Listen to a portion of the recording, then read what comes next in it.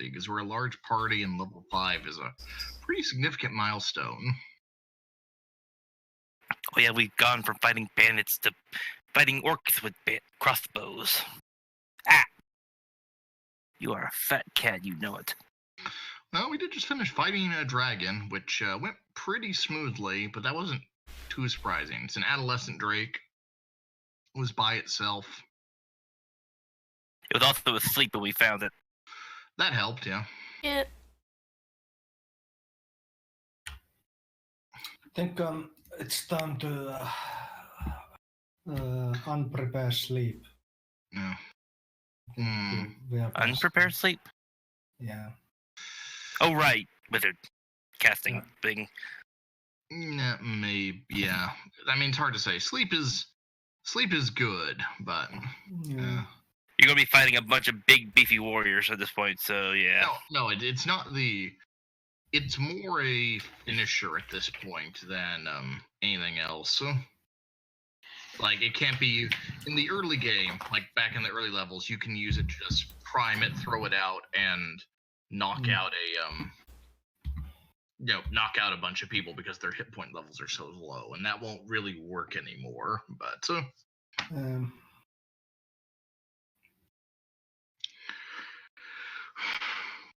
It can still be useful for people that are, if we ever have a bunch of a large number of really weak enemies, or enemies that have been severely weakened, especially if we want to take them alive, for whatever reason. They're surprisingly limited with spells in 5th edition, because the number of spells you can know at any time scale across all spell levels. Indeed, yeah. You've got to make choices about which ones you want to keep. I guess, what was it? You've got to... I do find that kind of funny. That's like, I need to forget these weaker spells I used to know. Yeah, because in earlier editions, like first level spells, you knew like 10 of them at the end. That you could just pull out. But then it was a different system. It had its limitations, like I could cast sleep 9 times now if I wanted to. Yeah. But in the old systems you couldn't. Or I could cast Tasha's Hideous Laughter 9 times. That'd be fun. Yeah. But now you can cast Fireball twice. Yes, when I add it to my book, which is why we should go back to the city. Yeah. Because I think that will make me slightly more powerful. Just a bit. What was it? Up till now I've noticed Pak has had kind of an issue dealing damage. He's mostly had, enchantments and illusions that are of various degrees of utility depending on how susceptible a given target is to them. Yeah. The amount of control you also have at the lower levels is kind of limited. Like control spells. Mm-hmm. Oh, yeah. I mean, suggestion is fucking awesome, but... Yeah, it's still a level 2 spell, I think. Yeah, it's level 2. Level 1, you're incredibly limited. Yeah. Like, what was it? I've taken, for my at least things, I've taken Heat Metal and Suggestion as the two level 2 spells I currently have, but beyond that, I'm not sure what'll do. I'm thinking I want to get Phantasmal Force as well. Beyond that, I'm unsure. Yeah, I looked at Phantasmal Force. It's not... it's a bit limited because of the...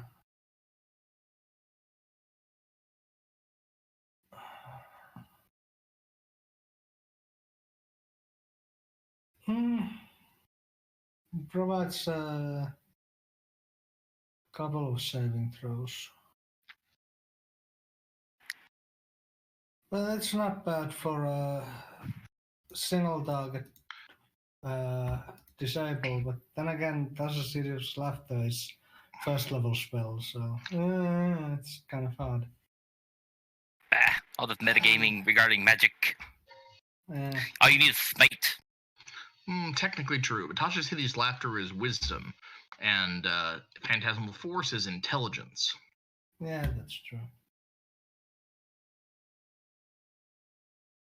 And if they fail it, then it sticks around basically forever.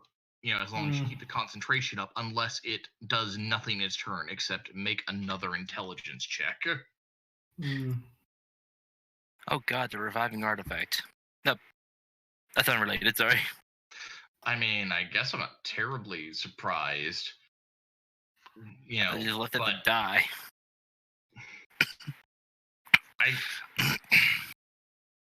I kind of assumed that, but I guess I'm not terribly surprised that they bring it back. Although, do we get on level up? Do we get the spells automatically and restore everything, or do we have to wait till a long rest? You level up by taking a long rest. Oh, okay. Which you said you were doing after you defeated the dragon. You basically settle down, look through your loot, and take a nap. All right, let me restore these spells. I sat down, and the rejuvenative powers of sleeping next to so much goddamn money has made me a better fighter and wizard. Also, I'd like to say sorry about yesterday. I should do better to remember Ilya Prishkalov's wise words at all times. What's that?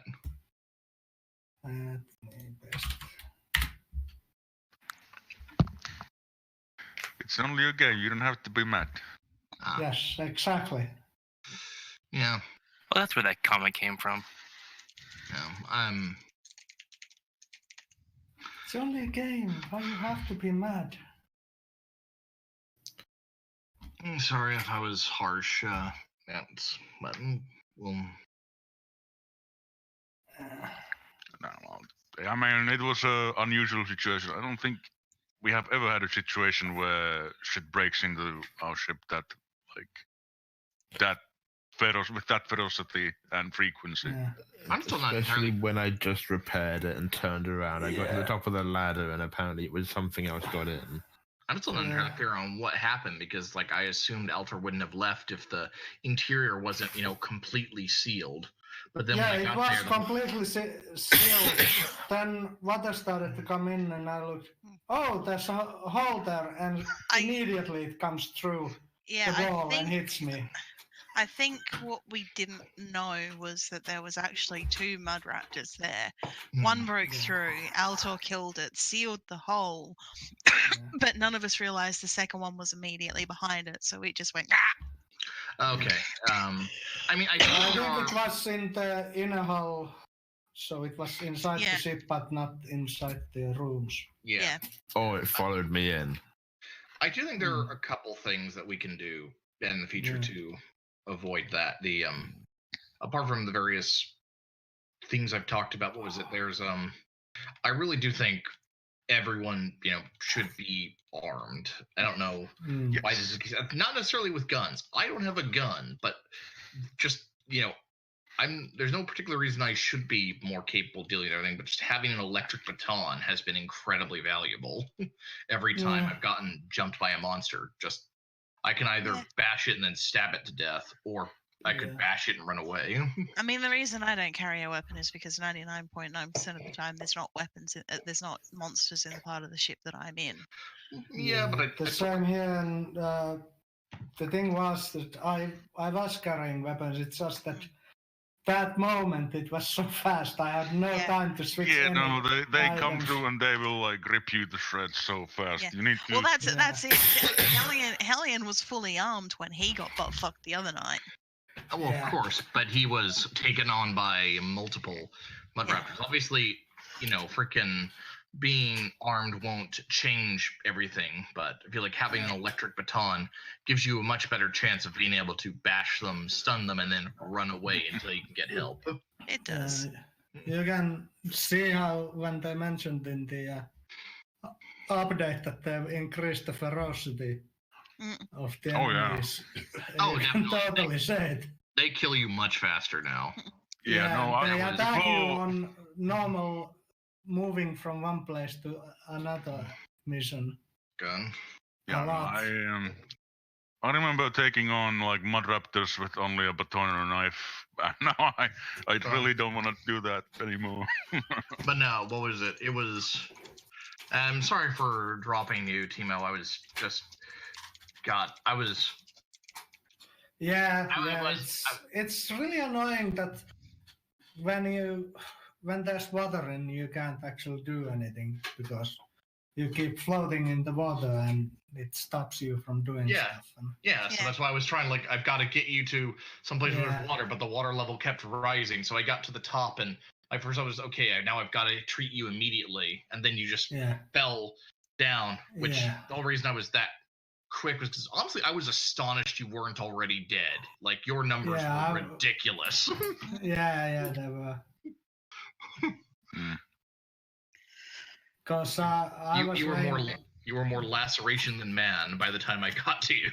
Yeah, because the first hit took me out, and then I was just lying there, and it kept crawling on top of me. I shot Alto through the wall, apparently. You did, yes, or somebody did. I think I was the only one shooting, so I'm probably the one. I finally remembered what the hell I was doing yesterday. So I finally remembered that at least. I was going to go out with Altor to fix the hulls in case there was something out there still. Yeah. Because as he said, don't go out alone. So I was going out with him. Yeah. But now we know for future. Yeah. And now we have treasure. We have treasure. Yes. I'm sure Crystal was enlightened by our difficulties in Barotrauma. I'm just sad I couldn't play. Yeah, it would be great. It would be. We'd love to have you at some point. You can join the campaign at any time. So. Yep.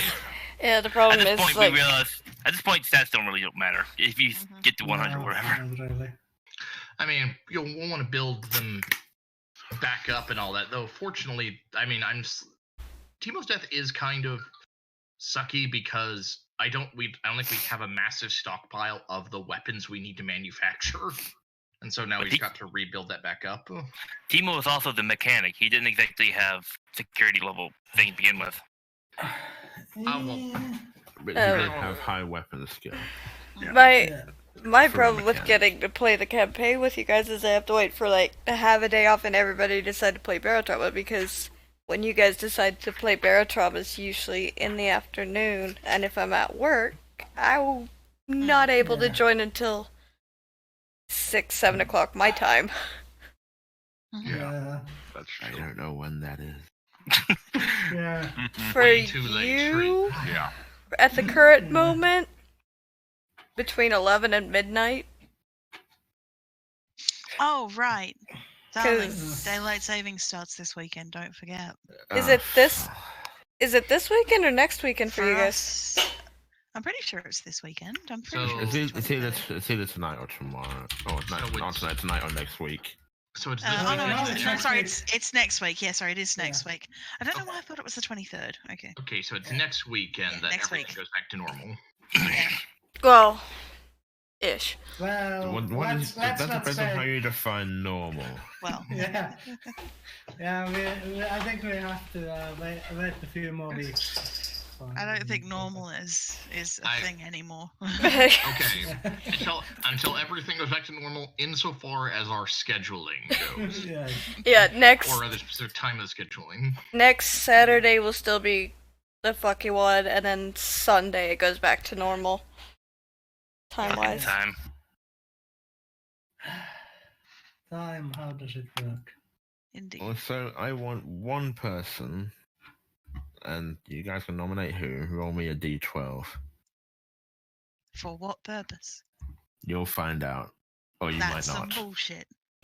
I'm gonna nominate Flyboy. I'll No, nominate Batman. Flyboy. Birdman. Birdman. Birdman. No, let's nominate Drew. Damn. Where you see one dice roll, I see 4.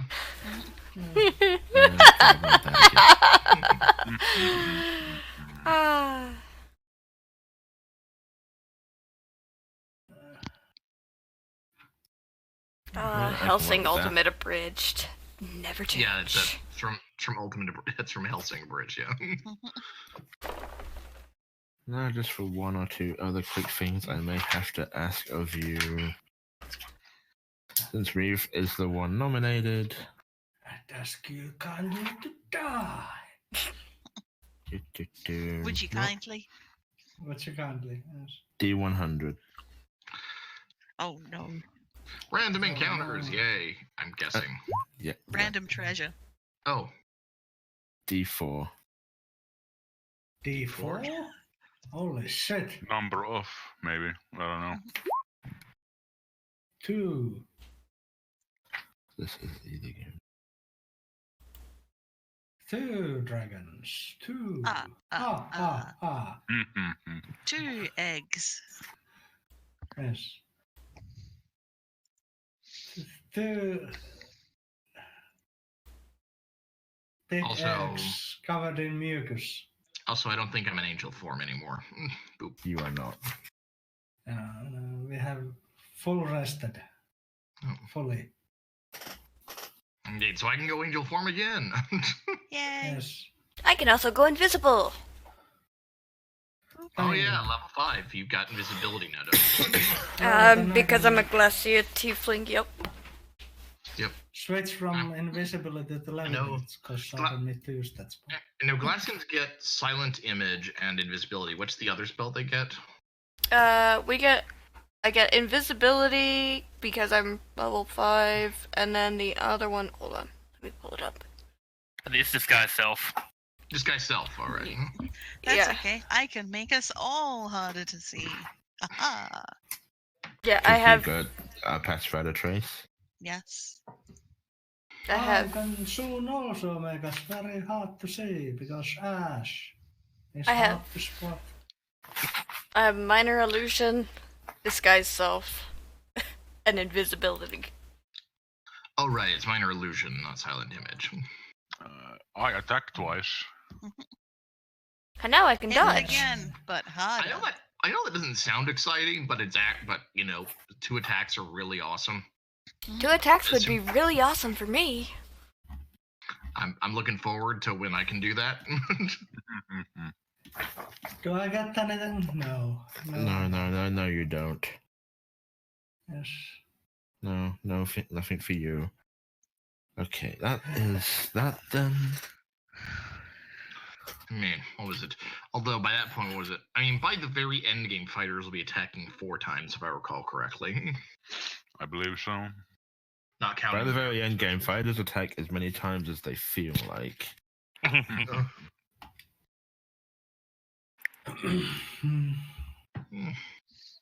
flurry of steel.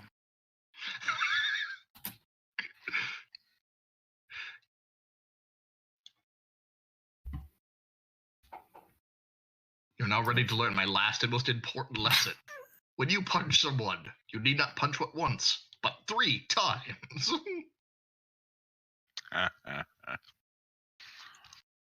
Actually, you don't speak Dark Moon until level 3, level 5, so it's like.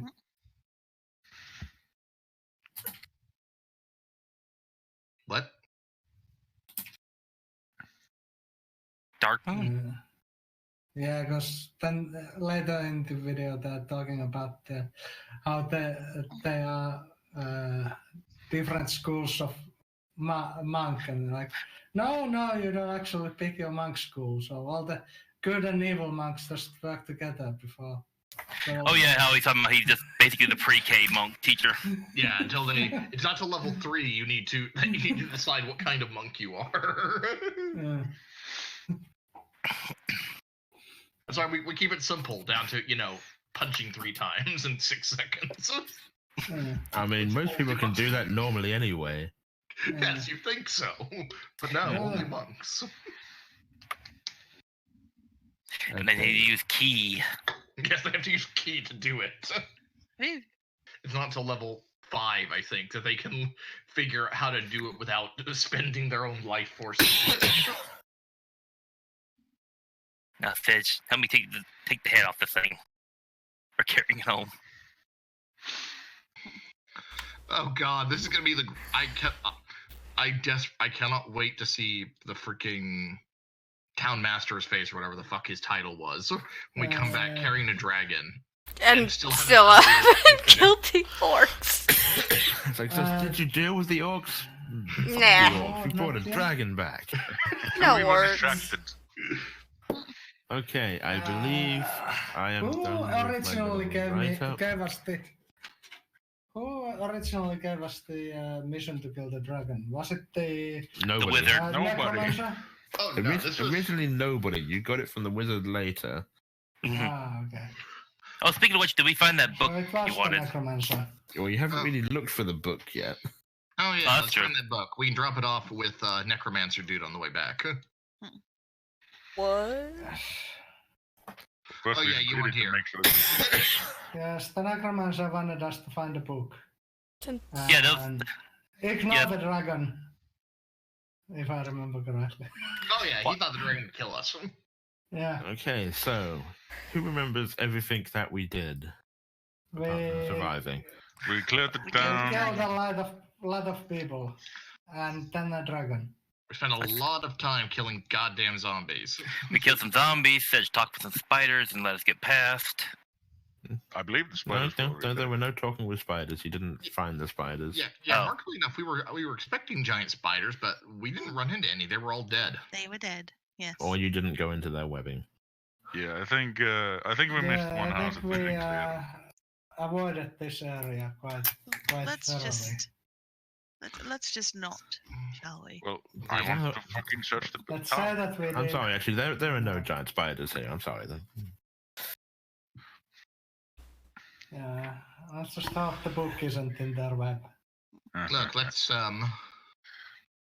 Indeed, I'm sorry, giant spiders. If you were waiting for us to just walk directly into your giant webs, then aha, humans are marginally smarter than that. Yes, if only I knew fireball, I would cast it at the door. Well, you're taking a nap. Maybe you can figure it out. No, I can't because I don't have ink. Yeah, you have to. He still has to. He now has Yep. the ability to inscribe fireball into his spellbook, but he still needs to do that. Yeah, you still need like a couple hundred gold, don't you? Yeah, 300. That's very expensive ink.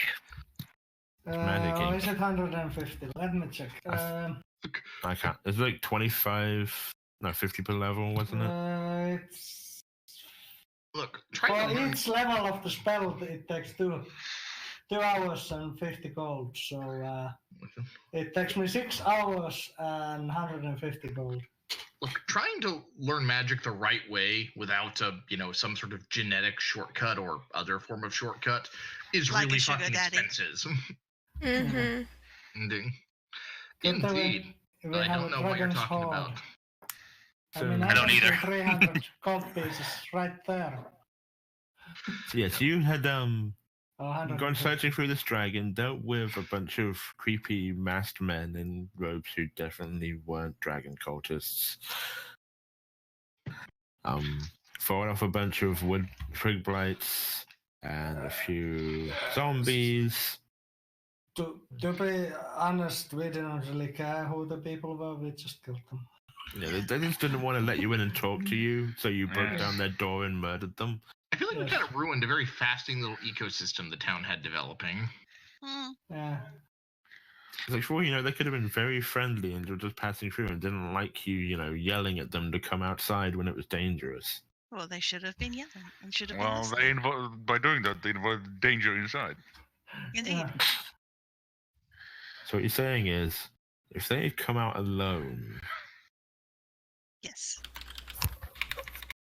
too soon, Maybe we would have killed them. yes, you ventured your way up to the hill, to the tower, went inside, made a dragon almost laugh itself to death. Yes. Almost. It did recover from the laughter, but not soon enough. Mm. and smote it down upon the hillside. Now, most of you standing amidst a room filled with treasure, pretty much saying that you were taking a full rest in here, so during that you'll be able to examine the treasure, carve up the body for any pieces you might want, either for treasure or possibly for selling. Yes. Dragon Oh. scales for armor. Yes, dragon scale armor is the best, right? Right? It might be actually. I think dragon scale armor is in like. Though I don't really remember definitively. So, We should take a look into that. We should definitely see what the hell we can do with this. Every piece of this dragon is valuable, so I imagine we're going to want to either sell it or, use it. How much does a dragon weigh? How many discs do I need to carry it? how much does a dragon weigh? Lots. Okay. Now need lots of discs to carry.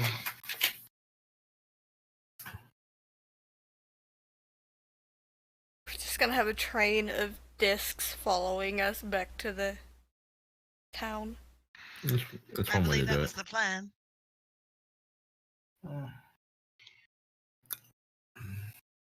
So, what do we want to deal with first? The body, the treasure hoard, the sleep? Probably the treasure would be the easiest to calculate through.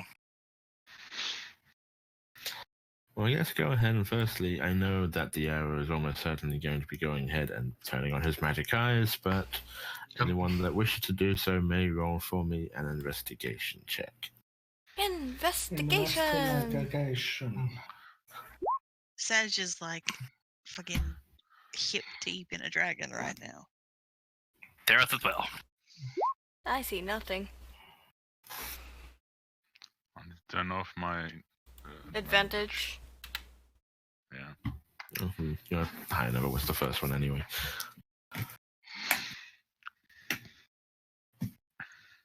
Yes.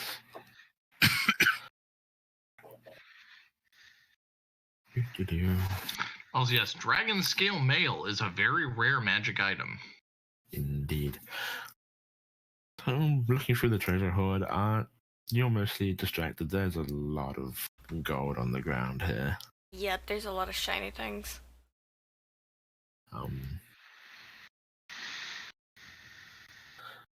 Let's see. Ruin, you actually notice, sort of lying off to the side and partially hidden the leaves, you see several, there's 4 silver goblets. Each seem to be embedded with sets of moonstones. Silver goblets. Ooh, with moonstones. Yes. A set of 4. Yes. If we sell a full set, we get more money.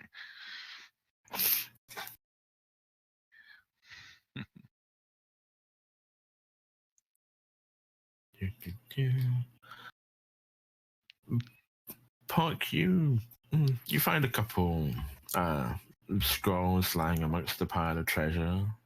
Ooh, what scrolls are they? There's a scroll of a lightning bolt. Ooh. And a scroll. And a scroll of invisibility. Okay. I might use that at some point. So I don't need to have it trained anymore. Or memorized.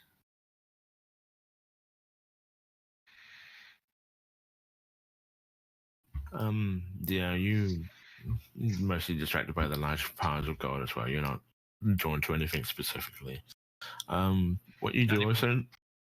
Not even my Eldritch Sight? With your Eldritch Sight, you do notice a couple of things, but, you don't find anything else that's sort of, hidden anywhere. Puck, you also notice, off in the corner of the room, amongst some of the overgrown vines, there's a large leather-bound tome, the same suited across the cover that you were shown by the wizard at the tower. Okay. Did the wizard say not to look in the dome? No. Okay, let's look in the dome. see if there are any spells of his you want to rip off. Yes. Fair enough. You decide to open it up and look through it. What languages do you know? Common name is Sylvan. Don't recognize the writing. Ah, okay. I can take a look at it. Yeah, you take a look at it, Tiro. I know Elven and Celestial. It's actually written in Celestial. I thought it might be. Give it to me. It also seems to be encrypted. God damn it. I'm not smart enough to figure this out. Well, I mean, another- if you translate it. One other thing that you do notice, Pock, not far from where you found the book, is the hilt of a blade embedded in the wall. Yes, this is Celestial, the language of angels. A language I know for Reasons. completely reasonable reasons. All right, Yes, Birdman, whatever you say. Does the sword seem magical in nature? Well, if you go over and examine it, it just appears to be the hilt of a blade, broken off a few inches past the guard. Give me an arcana check. You can detect faint traces of magic from the blade. Examining it more closely, you can see what look to be small runes etched in it, but where it snapped off. But Can I use identify on it? You could. I'm gonna use identify on it. Ritual that takes me 1 minute. Well, you start casting the ritual, and you're not getting any clear information from it. It definitely is or was an enchanted blade, but in its shattered state, you can't determine what the enchantment may have been. Okay. Can it be mended? It's possible. Does anyone have the spell mend? What you do know in terms of magical items are very, very difficult to destroy. So, a broken magic blade, it would take quite amount of force to break it, and would generally take something quite special or specific to Even repair it something again. more powerful than a dragon to destroy? Dragon might be able to do it. I'll need to. We'll need to bring this with us. Show them to someone who creates magical weapons. Perhaps they can help us. Yeah. Fix it. Using your. Sorry, go on. No, I was just finished. Using your Eldritch Sight, Dio, your vision is drawn also to a couple other items lying about in the pile of treasure. You do notice out of the corner of your eye faint traces from the hilt that Pock is looking at. You're also drawn to a piece of half-plate armor that's lying amongst the treasure hoard. Half-plate armor. It's mine. I found it. It came to me. As well as a small pearl. It's I don't think it's sort of approximate size. About an inch in diameter. I'm guessing this is all enchantment magic. I'm trying to think. The pearl is evocation. Evocation. Ooh. Interesting. The half plate has a hint of enchantment, but also transmutation and illusion. Now I'm scared. And you also, your attention is drawn to what looks like a simple looking cap as well. The hilt of the sword, it's just the hilt, so the rest is missing. Basically, you've got a Or is the I'll sword send you just through. in pieces? I'll send you through something in a second. Okay. Well, I'm gonna gather all those things up. Indeed, these items. Yeah. These items, I suspect they're more than they appear. You wish me to identify them? I would be indebted to you if that were the case. So yes, and my curiosity with them has nothing to do with my glowing eyes. Yes. I'll attempt to go more of them. But seriously, guys, look at all this money. You know, we could probably buy a tavern with this. Actually, I had considered buying the tavern back in the town that the dwarven lady was at, the Sleeping Giant Inn and tavern. That's why I kind of wandered that direction on my own. But, yeah, you find like a simple cloth cap,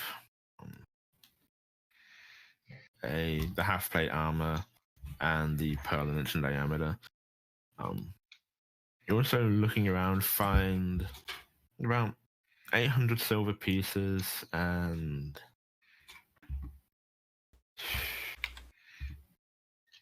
450 gold.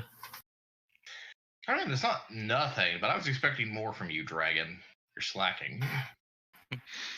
Somebody want to write that down? The young dragon. I got it written Love down. the young dragon.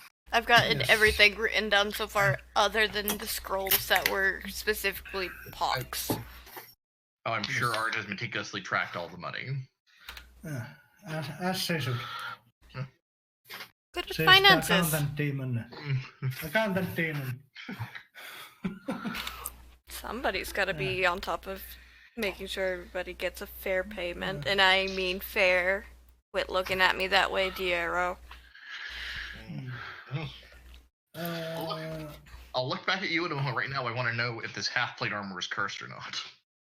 I will try to identify it.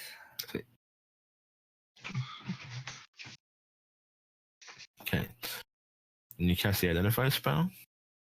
Yes, I'll do the ritual. And you sit down for a minute with the plate in front of you, and you go through the machinations of casting your ritual. And after a minute passes, you know that this is glamorous half plate. How? Glamorous.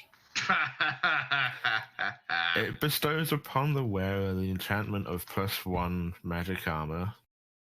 Yes. And when equipped and attuned to, the wearer can determine the appearance of the armor. Basically, Nice. he can look however he wants. I'm sorry, dear. This armor, it's no good. It is cursed. That is cursed. Don't try to bullshit a bullshitter. You can already determine how it looks. Who needs something like that? What do I need to do to attune to a magic item?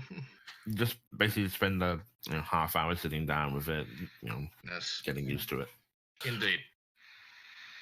Essentially, just attuning to something is basically something you can do during a short rest. It is a +1 armor, but I mean, how about all these sticks and leaves? You can tune your armor with those. I can't hear you over my AC 20. Alright, are you so I gonna guess- identify the pearl and the cap? Yes. And I'll identify the cap next. Okay. The cap, as you look it over, seems just a very simple looking, completely ordinary cap. But you know that if you were to put this on your head, then it wouldn't be just that anymore. You could choose not only how the hat looks, but how your entire person appears to everyone else. So it just has permanent disguise self on. It is a hat of disguise. While wearing the hat, you can cast as an action the disguise self spell from it at will. The spell ends if the hat is ever removed. We are a very hidden group. We are a very glamorous group. Okay, the so thing is, disguise spell doesn't allow you to change your size. So for me, it's You can actually change your very bad. height. You can change your height up or down by about a foot. Yeah, so I'd still be like 4'11". So I mean, that'd be about the same height as Art. So I feel like we should probably hold this as a group resource, because though it could be useful, the people who are most likely to be social, me and Art, both already have disguise self. But the hat, it could be useful to either save a spell slot for either of us, or it could be used to allow someone else to also disguise themselves. Yeah, I can only disguise myself once per long rest. it allows you to do it at will. The spell will only last for an hour, but you can just recast it. Oh, actually, however long disguise self lasts, I think it's an hour. Can you disguise weapons with that? So if Ruin put this hat on, could he look like a normal peasant with only like a hoe? It changes your entire appearance. However you want to appear. Yeah, I mean, although Ruin is like how tall? 7 feet.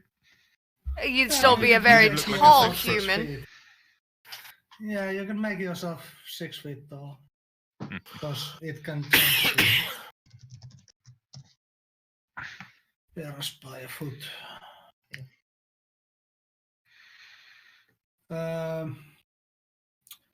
Disguise self. If you do you have to be wearing it during the duration, or can you? As the spell ends, if the hat is removed. Ah, okay. Yeah.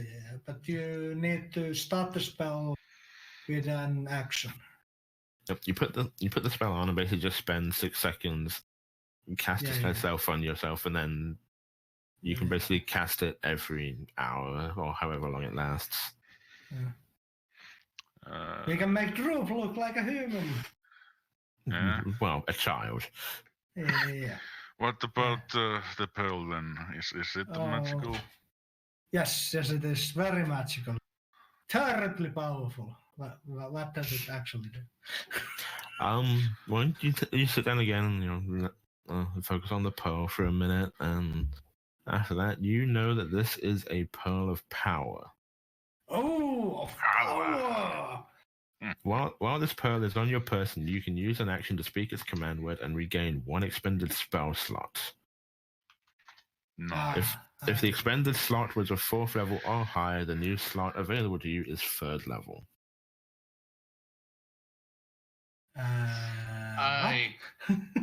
It's a free spell slot. You get it's a recharge of a spell slot once per long rest or whatever. Yeah, but it's up to the 3rd level, right? Up to 3rd level, yes. And once you use the pearl, it cannot be used again until the next dawn. Okay. And but yeah, no, it's basically if we get to a point where, and let's suppose you've only expended a 4th level spell slot, like all your other ones were full, you would get back a 3rd level spell slot. Do you get 1 above your maximum? Yes. It would try and refill the spell slot that you've got empty, but can only give you 1 back that's at 3rd. So if I stay up the whole night, right before dawn, use it, I'll get another 3rd level spell slot. No. Then right after dawn, I'll again. Then I have 4 spell slots at 3rd level. Technically, he is correct because it refreshes at dawn. Yeah. If you know when dawn is going to happen, you could use it right before it, and then 5 minutes later you could use it again. Pearl of power. Right, I'll give these all to you in a moment. But in any case, no, Pock should definitely have this because he has the most powerful spells in the group. Soon. Oh yeah, this is a good document to have. So you can, decide who you want to hold on to such things. And... Can anyone else even wear half plate? Like, I think Sej can, but I think didn't Sej get Sarah? given armor, or is Sej just naked? no, Sarah Sej is always. Sej Sej does is not no. wear armor. Sej is naked. I said I think. Well, that's what I say. I think she can, but is she going to? Whereas everyone else, I'm pretty sure, is either heavy armor or light. I'm Oh, pretty sure I'm the only actual medium armor person in the entire group. Droop can wear it now, because didn't he take a rank in Paladin? Technically now, Droop is a paladin. What?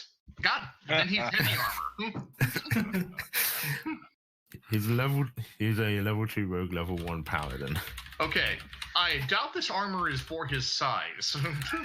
I assume this is a normal size armor, not made for Magic Your armor can magic armor can one change fits size. all. Yeah. regardless. It's like those sort of Yeah. spandex suits you see in superhero movies where they look like they fit a toddler, but they can literally fit onto anybody. Okay, but anyway, if he's now paladin, then we need to get him a suit of heavy armor. Oh god, watch him stealth. Who wants to? Well, that's why paladin rogue is a fucking terrible, class combination. Well, you did it to him. Who wants the head of this? I can hold on to it. Yeah, you hold on. But if we can get him another level of paladin, then he'll learn how to smite. Backstab and smite at the same time. Yes, snake attack smite. He needs to get to a level 3 rogue and a level 2 paladin. And become an assassin. The assassin's smite. Assassin smite. It'll be like when you've fully maxed out your stealth in Skyrim, where you just walk up to a sleeping dragon, tap it with your dagger, and it just flops over dead. Yeah, kind of like It'd that. be a bit like when Sarah hit the dragon and just like suddenly 42 damage just to the face. That was a very good roll for him, though. It was a very high crit. It was. Why, Vaughn? Because, I don't know, ask the dude who did it. That's evil. Hmm. There is one other thing that catches your attention, Diero. Oh. Up about 30 feet up on a small section of upper floor that still stands up above you, your attention's drawn to a small box. You can just barely make out up there.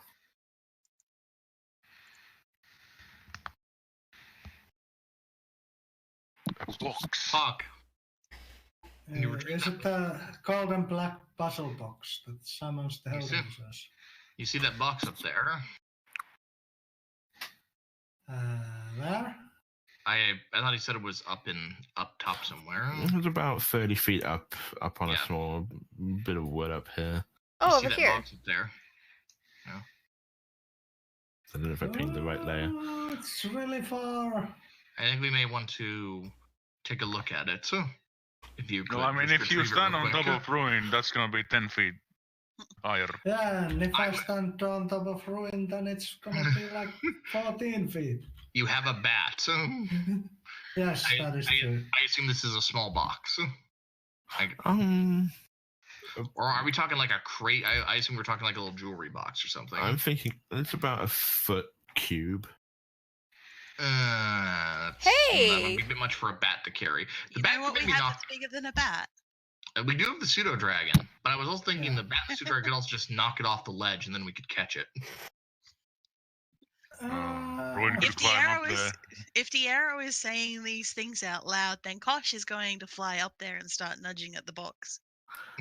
Okay, Yes. Kosh will fly up there and start nudging. Let's hope it's nothing I'll assist fragile. with the bat and be ready to catch it. Actually, someone with agility should be ready. Oh to wait, catch I'm fucking dumb. I have the mage hand cantrip. Ah, it. Yeah, there you go. actually, so do I. So. Yeah. It's Like, I will knock this off the ledge. Oh wait, we've got 2 people that can just grab. Magic hand. Fucking do it. Okay, well, we use Mage Hand and catch it, I guess, on the way down and telekinetically bring it down. So yes, you both summon up your invisible hands and get them to sort of grasp the box out of the air and, gently place it down on the floor in front of you. What's in the box? What's in the box? It's trapped. So yes, what you see is a small wooden box, has some golden inlay across the lid. What do your glowy eyes tell you? What do they tell me? It's a bomb. Well, there's definitely something magical about the box. You can't see anything for its contents. It imprisons an evil demon that will kill us if we open it. The What box, about its... There's an air of evocation enchantment about the box. It's hard to be on specifics. It's being blurred by the container. It's whatever's inside the box, I believe, that has it. But I detect evocation. Identify the box.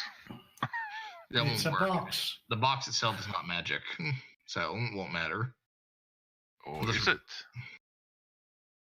I would know. No. The Sorry? box Yeah. has an air of evocation about it. Oh, the box has. Oh, Oh, then it's Yeah. trapped. probably. So identify the box, please. If this were a trap box, though, why keep it up and out of the way? Why anything ever? Fair enough, but if this were like, a box that launches a fireball at the person who opens it or whatever, then you'd think you'd want to leave that lying around for people to find. Okay, let's go 30 feet away and box. How far away? 30 feet. And what are you doing to the box? Use Mage Hand to open it. Everyone, away from the box. Do you only have limited amount of identify? Well, I guess I could identify the box. I mean, if you that identify. helps. If you want to identify the box, you can try and identify the box. I'll try to identify the box, I guess. If I die, I'll blame Ruin. It's a, you can tell from your identify that it is a box. Yay! Okay, fine. Or back to the Mage Hand plan. Yeah. 30 I feet don't know away. I don't know how identify works. It Can identifies identify magical items. I don't believe identify can identify all kinds of magical traps. No, it can't. Oh, there's a trap then. Oh, very likely here, which I said I'm Yeah, confused because by. it's not a magical item. Then the only thing left is there's a magical trap hidden in it that I can find with identify. Oh, wait. Oh, God. Wait, no. I don't think we don't want to open it here. Okay. Do we want to open it down and release all the demons? Because all the fucking treasure's in this room. We don't want a fireball going off here. Yeah, that's true. Okay, let's throw it at the spider den and then open it with my hand. That is an intriguing idea, actually. And while everybody's trying to figure it out, Art might just slip it in her pocket. I'm kidding. No, that's actually a fair point. Although, the problem is we really want to know what exactly this does before we potentially think of how you can use it. How do you disarm magical traps? Yeah, do you In need this magical trap? Because it might still destroy something that's inside. That might Yeah, be good call from Puck there, yeah. Oh, that's also true, yeah. It might actually have something within it that will get blown up when the box is open. Which is why it might be hidden and trapped. Typically disarming. You don't want it to be found. Typically disarming most kinds of physical traps is usually a dexterity-based thieves tools check. If it's magical in nature, some of them might still be able to be disarmed through dexterous means, you could also either dispel magic if you had it. I'm pretty sure nobody in the group does yet because it's quite a high level spell. You could also try to arcana your way around it. Dispel magic is level 3, I think. So Puck, magic bomb Yes. diffuser. Have fun.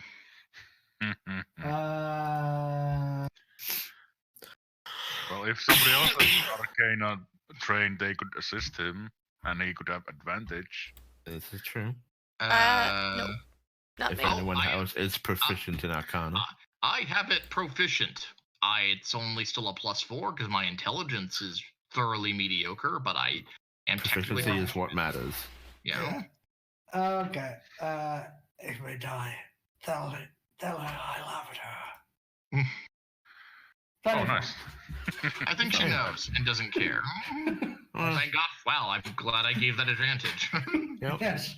You sort of squat down in front of the box and examine it over carefully. Doing a few sort of basic sort of ritualized spells in front of it, and you're fairly sure whatever magical charm had been placed upon the box to protect it against trespassers has been disarmed. Damn. I always have trouble getting the corners to line up. Well, if you think it is untapped, then you can have Ruin open it because he still has the highest HP, I think. That is also true. I also. I was gonna say, I can dodge. Oh yeah, you're level 5 now. That's true. Yeah, she now is immune to explosions. No. Not immune to explosions. That's level 7. Resistant. But I can take half damage. Yeah.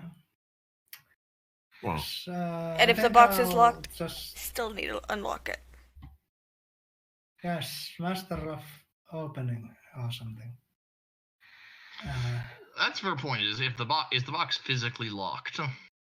if you try to examine it, yes. Okay, Art, go nuts. Is there a physical trap in the box? Might be. Might be. I don't know. Is there a physical trap in the lock? Roll an investigation. Because if I was super paranoid and hated whoever would open this box, I would trap it in every kind of way I could think of. 15. Very good. You don't believe there's a secondary trap to the box. Alright, Oh, fine. I don't believe, but I'm gonna stand over. Diero's fine with just standing right next to her. He has faith in his allies that I apparently don't have. 13. Why is it rolling so low? Because it rolled... What's that 0 on? It's all the 6. It was a 6. Yeah. You try to pick the lock on the box, it doesn't seem to be giving. Alright, give me a second. Can I try again? And you can try again if you're going to take a while for it. Yeah. Well, I mean, you could take 10, I guess. 17. Yeah. I mean, if you're going to take a sort of long rest over this while you're here. Another long rest? Alright. Yeah, we are. Yeah, but basically, you're as you're examining the trigger, I'm assuming you're taking the long rest then. So if you want to go ahead and essentially roll with advantage since you're taking your time overdoing it. Yeah. Advantage. Thieves' tools. Dex. 20. Okay, so you sit down with the box for a while, and after you've been working your thieves' tools in the lock, after several minutes, you hear a subtle click. I got it! And that click triggers the fireball. Yup. Yeah. Boom! So everybody make an dexterity save. Now, as you hear the click, the front of the lid just pops up about 1/4 of an inch. What's in the box? It's a baby mimic. Inside is a digital display screen and numbers counting down. Yes! Open it very carefully. Lifting the lid, inside you can see a object Cuban shape. Cuban shaped. Yes, shaped like a Cuban. No, cube in shape, or cube shaped if you prefer. Each of the facings look to be sheer white, divided into segments, much like a Rubik's cube, except 25 segments to each facing. What the fuck is this? And Oh god, so it is the Hellraiser box. God damn it. Without taking it out of the box and looking at it, each of the different segments seems to be white in color, except for one on the top that is gold. Okay, I don't trust this thing at all. Hey! I just looked at it. I haven't Is touched it it yet. magical?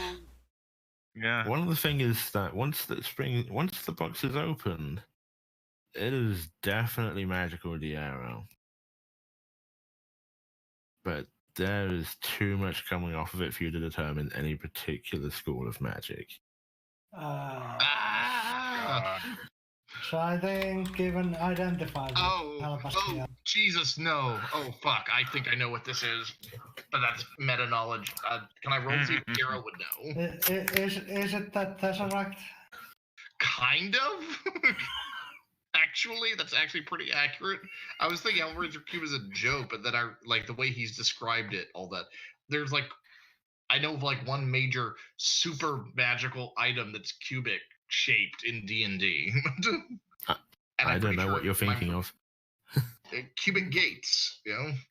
They're basically Hellraiser cubes, except not necessarily portals to hell. They're bound to certain other dimensions. You solve the puzzle, and it opens up a gate, and it, opens up a gate. So, if you want to, you can roll Arcana with disadvantage. Anyone? Or just Tara? Anyone that wants to, see if you know what this is. Arcana at disadvantage. But you have to have proficiency to try. Damn you, disadvantage.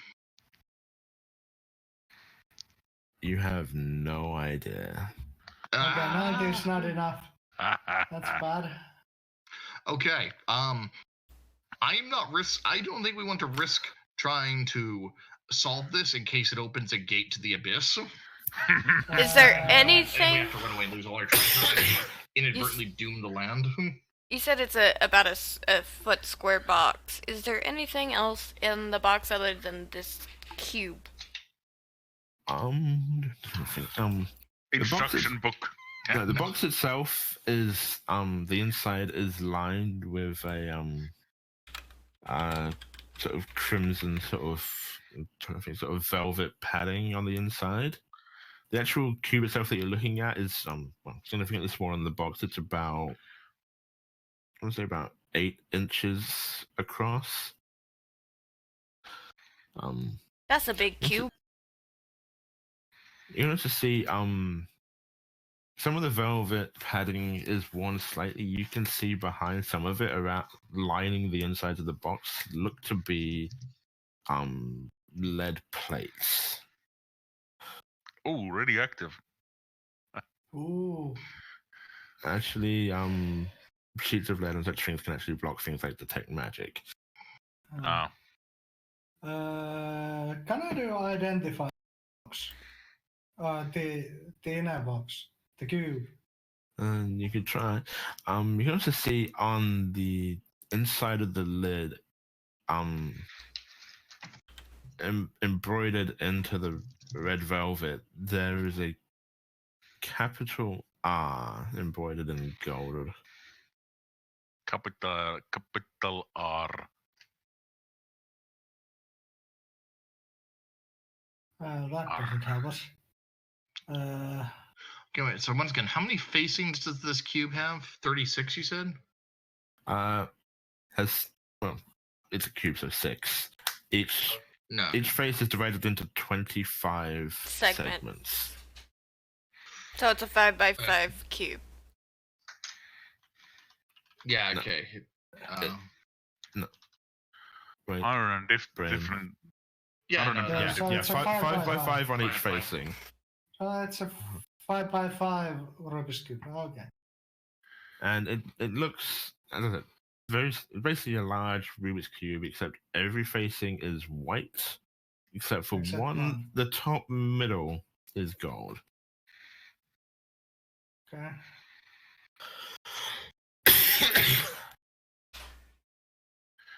Gold. Let's pry that gold out. No. Let's Yeah, not. Does identify do anything? Do you try casting it? Yes. Ooh. Oh boy. This might It trigger this. activates and we all die. Probably. Honestly. I mean, what's the point of having a puzzle box? I guess 25 sides if identify activates it. this cube scares me more than the dragon. Yeah. Okay. What level are you casting Identify at?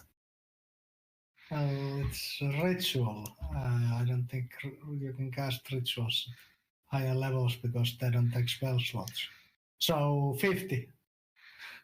So 1. Because they don't have a level. Because it's a ritual. Well, it does have a level, but you can't use higher level slots because they don't use slots. This is They're true. rituals. Well, you take your time to cast Identify, and you identify this as something called the Heirloom Cube. What? Alien Cube. Heirloom Cube. Heirloom Cube. Okay. But I don't know what that is, right? What do I? You can tell that this cube, certainly magical, is capable of conjuring and storing things within it. Oh, that's not good. We don't know what's inside. Okay, we are not hitting that fucking button. But I'm There. yeah, I'm sitting there going, it's there. It's capable of storing things inside of it. Can it fit a dragon?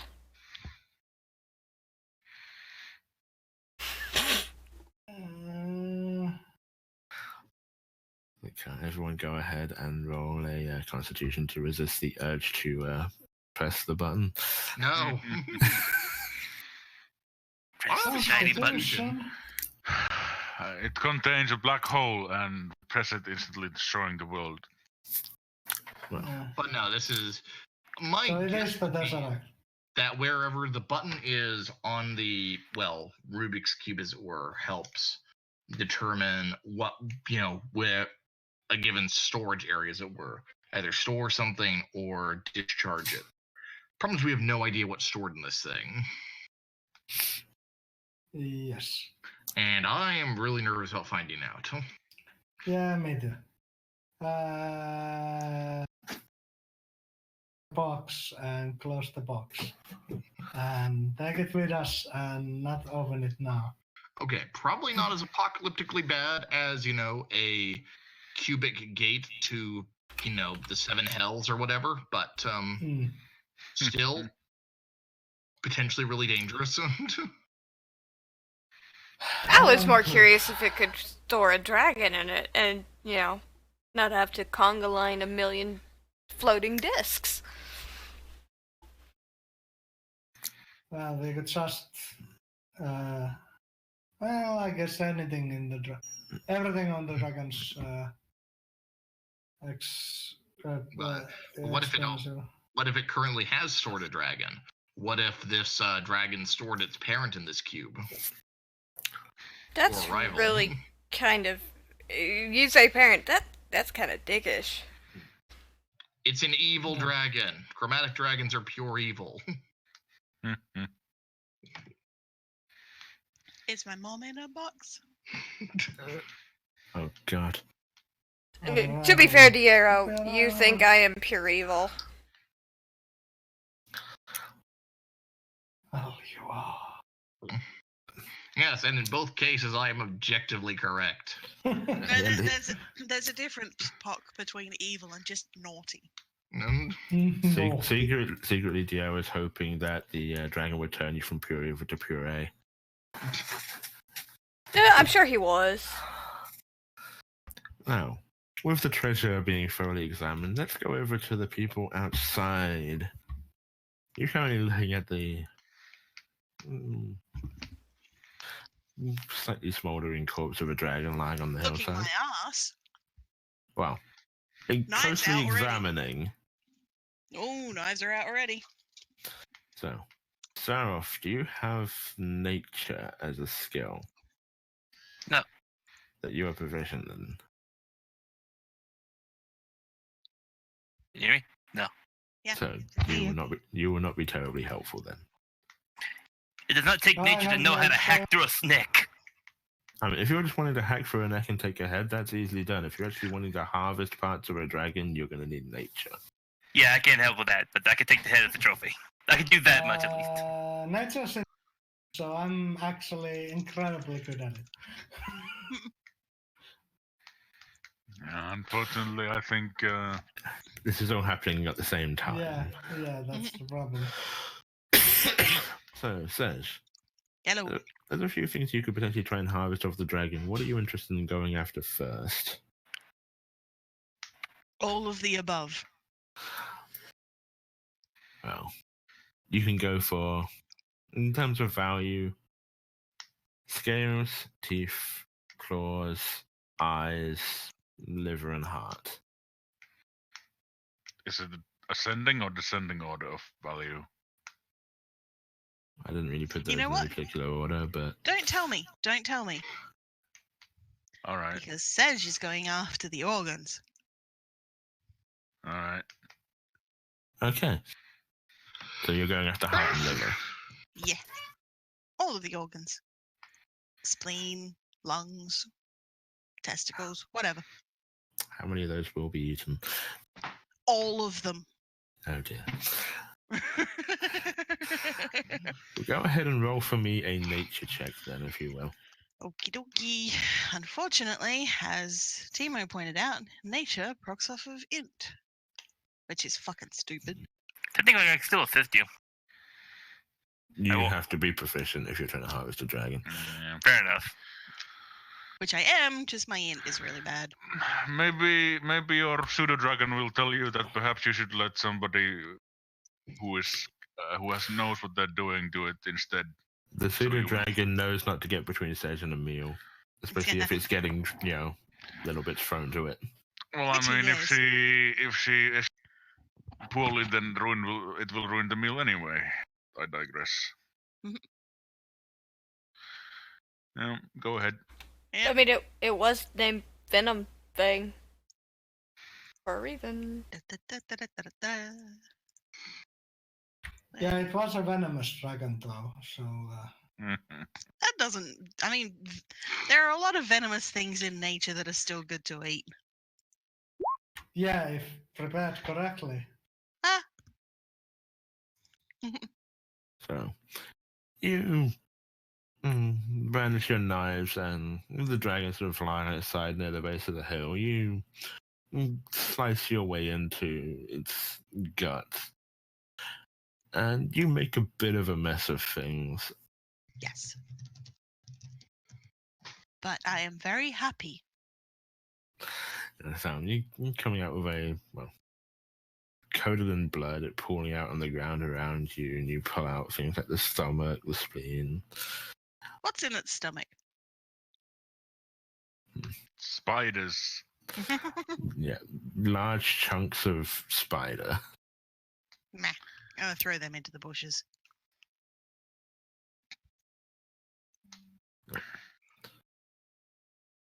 You're able to get out. You get one of the lungs out intact. Excellent. The other one's a bit more shredded as you're carving your way up the inside of this dragon's torso. Okay, I'll give the shredded one to Kosh. And he'll happily take it, and then I think it's bigger than him. yeah, happily takes parts of the shredded lung and goes and settles on a tree branch nearby, watching them. As is Sarah- only polite, I will offer some to Sarah. Seraph will look over at the fact that she's basically treating him like, well, like the creature from Empire Strikes Back right now, and will respectively decline that he's basically just hacking away at the neck. Fair enough. Yeah, and after a little while, so carry way into it, you do come out with the heart, though a bit damaged from your ventures to try and claim it. Excellent. You must start off after a good couple minutes of hacking away with your axe. You do manage to sever the head of the dragon from its body. He'll raise it up in a prideful motion in an action. It's a big head. I mean, even for a young dragon, the head's almost about as big as you are. I've got strength. I may not be ruined, but I'm probably the second strongest to this party.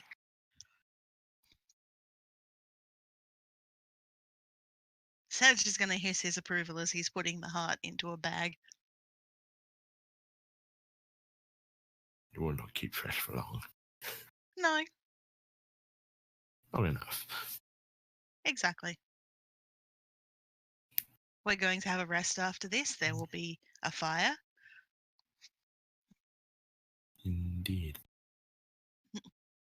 Satisfied with your work, leaving the rest of the dragon lying there. Nuh-uh-uh. I'm still butchering? I'm also going to invoke a cunning artisan to make some dragon bone arrows. Okay.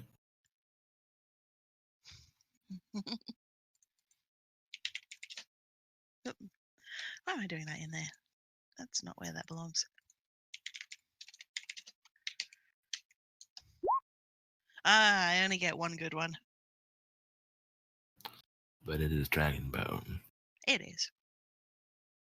So I'd say for this one particular arrow, if you want to note it down, it would give you an additional d4 damage on top of the rest of your damage you do. Neat. Special arrow.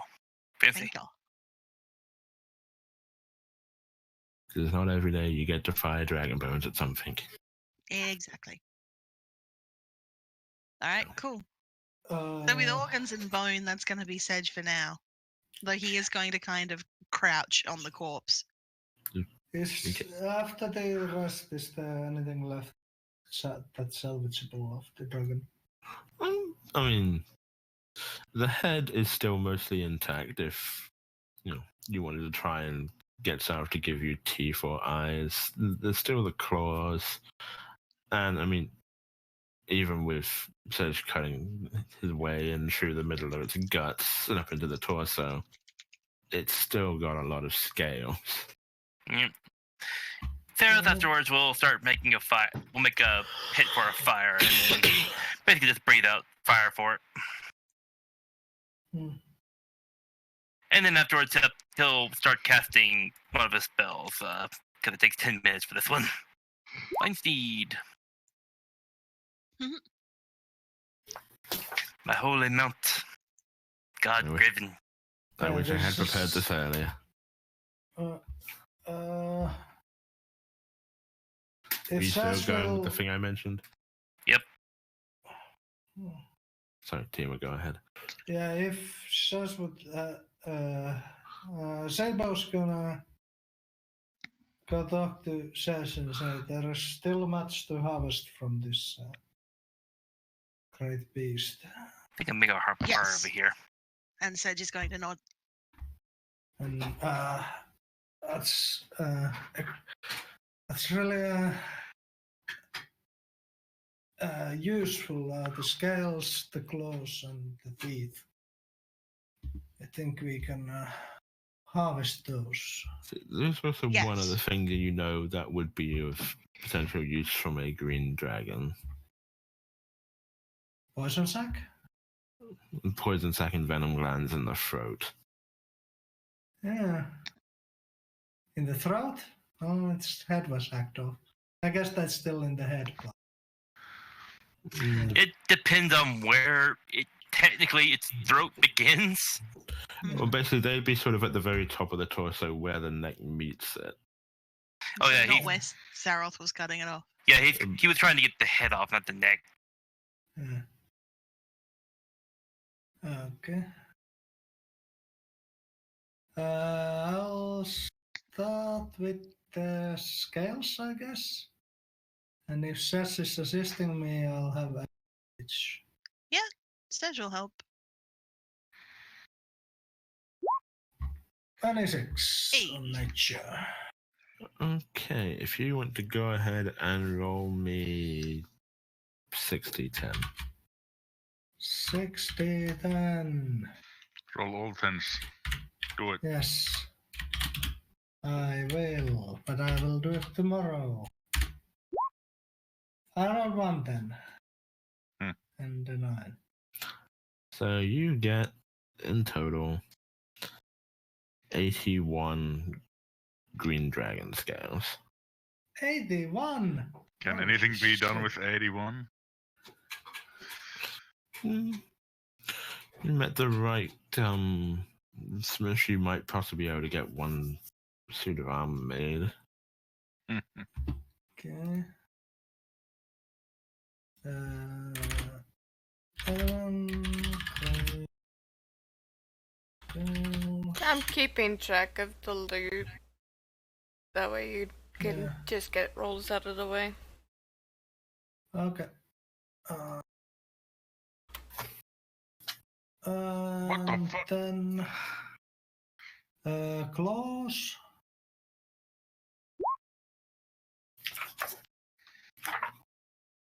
Is that a cat? Or a bull? Or some kind of... I think that might be Lizard? Saroth's mount. Bullcat. It's got goat eyes. It's got tusks. It's got like hind legs of a dog. You know, I didn't think it was this big, but They're pretty big. I thought the god giveth. As you see a large... Kill it with fire. First you think it's a large cat-like creature, except it does bound almost like a dog. And, well, tusks and large bug eyes extending from the sides of its head. Goodness. It's also going to understand common for note.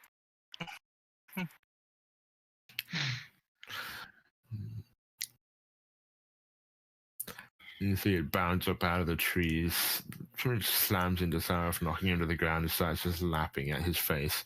Kill it. Kill it with fire. Immediately. It's killing Saroth. Yeah, Sedge is gonna turn and fucking draw his bow and have an arrow ready. Yeah, stop. That one of you. Not harmless. It's eating him. No. Yeah, it's Saroth. time to eat. After a few moments, it will sort of sit back onto its haunches and just looking down at you. Saroth will reach up and pet it.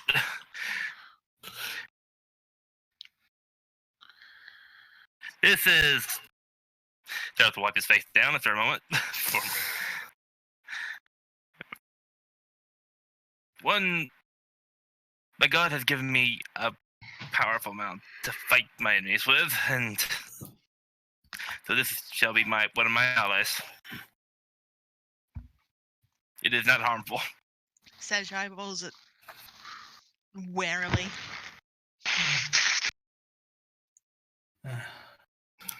Says, what were you trying to harvest there? Claws. Give me some claws. From your D12. D12. 12. Wolverine. 1. That's awful. you get one dragon claw. I'll have it At as least, another at one. least you get one good dragon claw. The rest of them are sort of chipped and broken. Maybe you can turn Well, it we into a can knife. make something out of it someday. The main street's still all cracked and broken. Then it's teeth. Ooh, Okay, great. all of them. All of the teeth. Yeah. 40, 10. At 40 then. 40 then. 20. You get 30 intact dragon teeth. What would you make from dragon teeth? A saw? Arrowheads. There is actually something you can make, I think, like dragon tooth necklace or something, among other things. I'm going to send you something in a minute, Zeb. I don't think you have it. Yep. But I want a necklace of ears. And then the important part, so the poison glands. This is where we die. No, another 20. Oh, that's. Let's see, 6 feet tall, 14 to 60 feet. Okay, yeah, that's pretty big.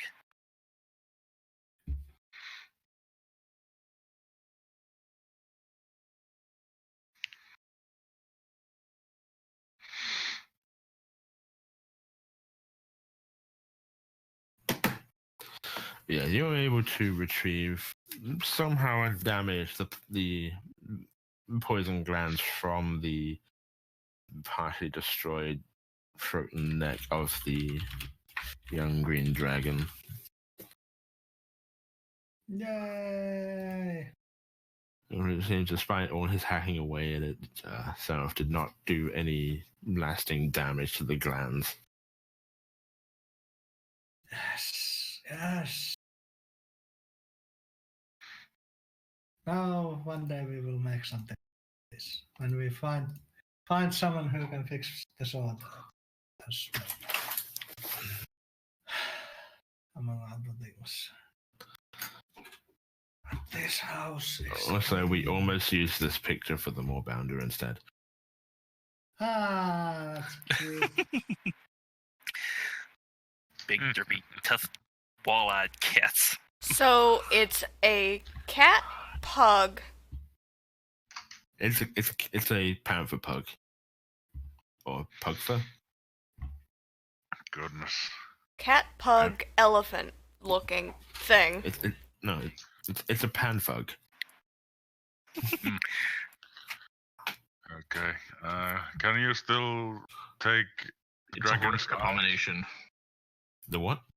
the eyes? Dragon's eyes. Can you take dragon eyes? Are they worth anything? Can you use them for anything? I thought Alto mentioned them. You could do if I was willing to give them up from his head. It will certainly make a I more mean, frightening visage. he already gave you a lot of the teeth, I suppose. Yeah. It's gonna look like something out of a horror film. Like- You get done with it. It's got a big gummy mouth. 26. And you're able to get both eyes. You probably want to give me the access to the token though as well. Why would I do that? You're gonna make me work for that. I can tell you what. You don't want to give me constantly, Alto. You don't want to have to keep moving it constantly, Alto. That's a fair point. Alright, so I guess we're pretty much ready to start hauling all this back to town. No, I want to search the town. Oh, right, damn I it. forgot. Okay, fine, we searched the town. What do we search in the town? Well, you More killed most things, but you didn't actually take any time to properly look around at all. You just Yeah. killed everything We to need take onto the to- next building. We need to loot the cultists. We need to search the barracks. And then the barrel of whiskey. We'll Yep. stick together. We'll search the town. We'll grab everything we find, If the giant spiders are dumb enough to come out from the trees, we'll kill them. You just throw a magic box at them. No. Oh, Jesus. Magic box could have Just just push went in. the button on it and release it. I didn't say the magic cube, I said the magic box. Yep, magic box went into Art's pocket. She relocked it, so it can't just accidentally open. I suppose it's a good thing that you didn't push it off the ledge, because if it had pushed the button when it fell down, it would have been bad. I don't know what you're talking about, it's fine. Yeah. Well, whatever. What do we need to do to search the town and buildings and collect the money from the corpses? Well, just, ask people to give me just quick investigation checks, sort of skimming a little as you're going around checking the buildings. Investigate.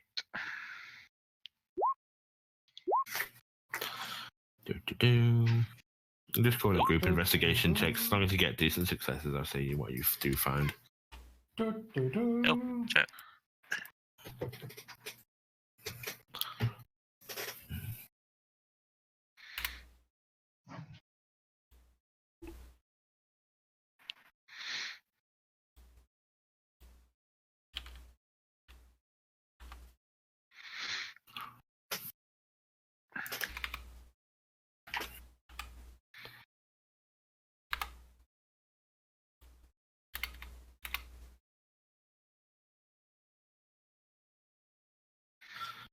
Okay, well, making your way back through, search through some of the buildings, quickly checking where you'd been previously. In one of the houses that looked like it might have been an old herbalist or alchemist store, you don't find a great deal of interest. The one thing you do find, just lying amongst the rubble in the building, is a small gold necklace with a fine emerald pendant on the end of the chain. Is it magic? Is it safe? Doesn't seem to be magical.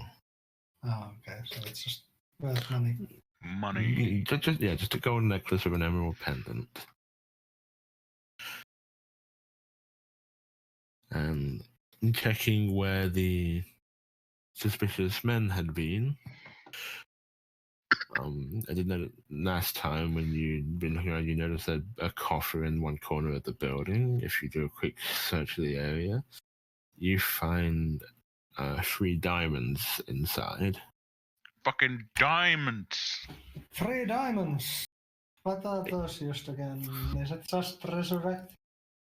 Well, they're also diamonds. Each one of them seems to be worth roughly 100 gold. Oh, 100 gold. Well, then you can.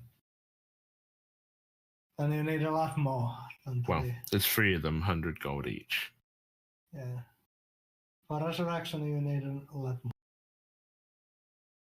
Like 1,000 worth of diamonds, was it? Yeah. Less than that. I think it's actually 300 if you want to revivify. 500 if you need to raise dead. Then again, we don't have a cleric, so I think that's. Well, we still need to provide a price if we ever go to an actual temple. What level are these? 5.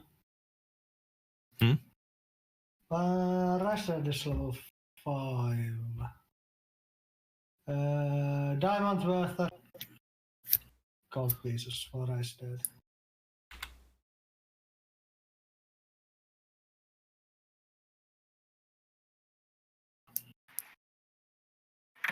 Yes, unless you want to go and set fire to some giant spiders, or say hello to the druid right off again. Hello, druid. I was gonna say, it was were we taking the equipment off the not dragon cultists?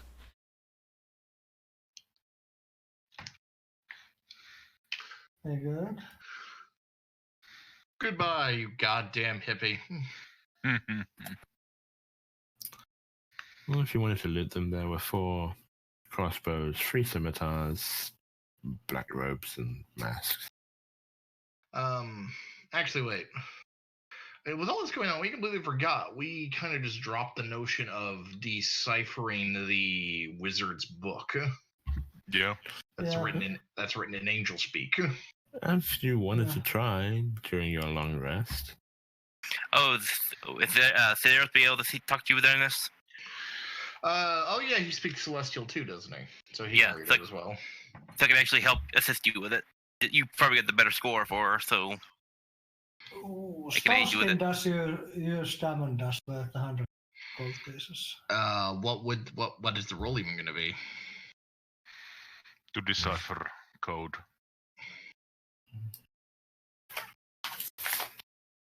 I'm gonna say basic intelligence check.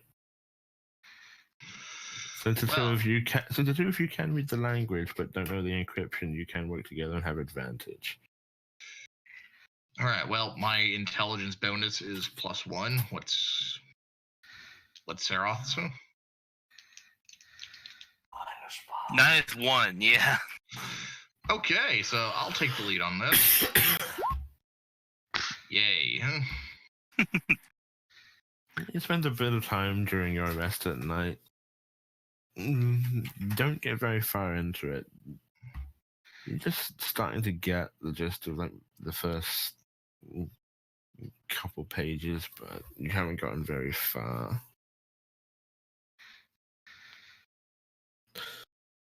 So far, though, what little you have been able to get your head around, there's a lot of references to an old empire, as repeated over and over again from a few words that you are able to decrypt.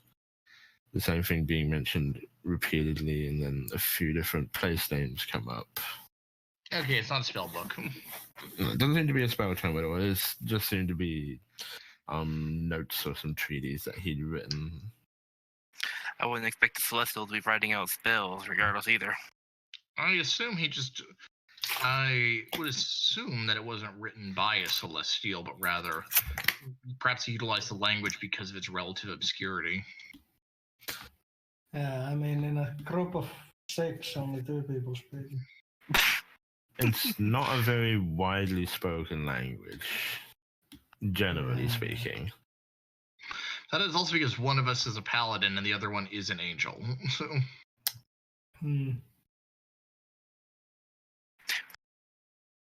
There's also what was it? There happen to be 2 people in this party that can speak demon speak. So. Excuse me. It is true. I'm pretty sure tieflings get language abyssal, don't they? Yes. But it's not demon speak. Or it's the language of the hells. It's literally, I'm pretty sure it is demon speak. Devil speak is something different. Yeah, abyssal speak is literally lawful, the lawful chaotic. God fucking damn it. What was it? Tiefling. I'm not mixed up right, because I know demons are chaotic evil, devils are lawful evil, and tieflings are originated from demons. I'm pretty sure, right? I'm not actually. Infernal was the lawful evil one. That's the one. Yeah. Infernal is devils. And the bar. I can't remember how to pronounce the freaking neutral one. I think it's like Barazad or something like that. No one gives a shit about the neutral devils.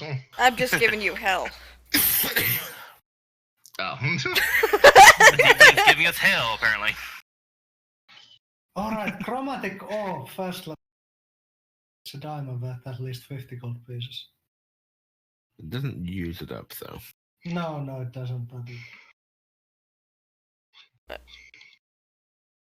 I wouldn't mind saying bye to our druid buddy. Yes. Maybe he'll give us tea again. Yes. It was good tea. Come back for that excellent tea. How good do you think his wisdom saving throw is? The druid? Yeah. Probably better than yours.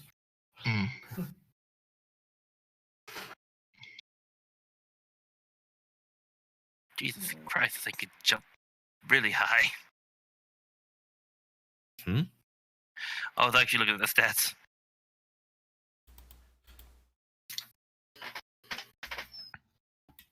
Oh, the Moorbounder. Yeah. They got very powerful legs.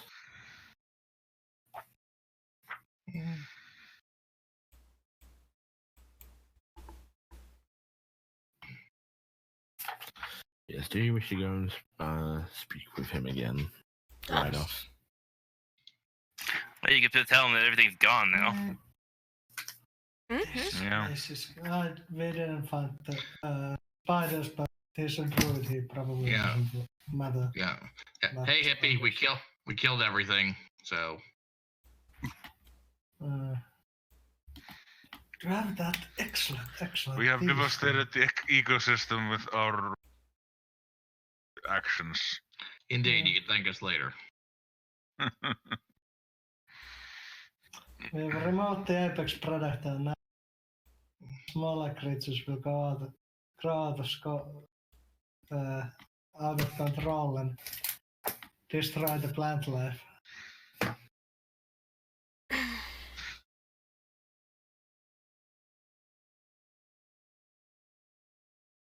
But I mean, don't we have to kind of go past his house anyways to leave the city, so yes. Yeah, We'll go at knock on least the we door. are not- Knock on the door.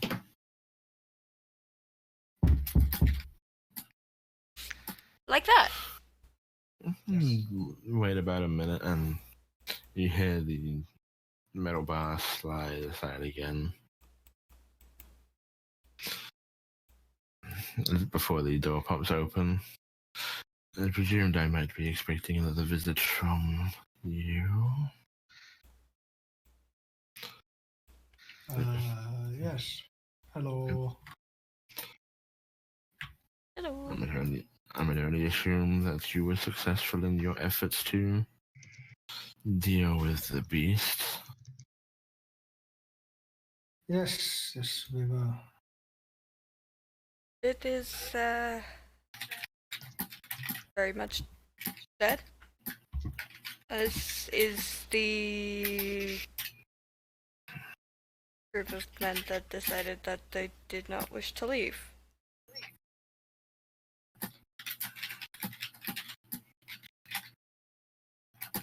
Unfortunately, they didn't decide that a peaceful route out was the best way.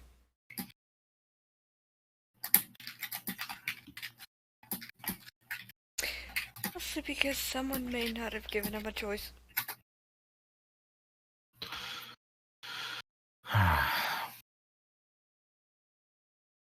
Were those road people up to trouble in my town then?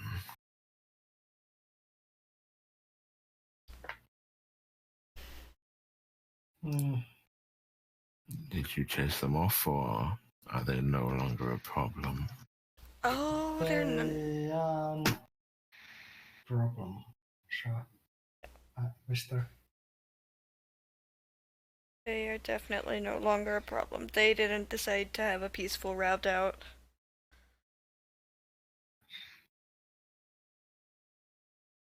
I mean, given the number of zombies here, there might still be a problem.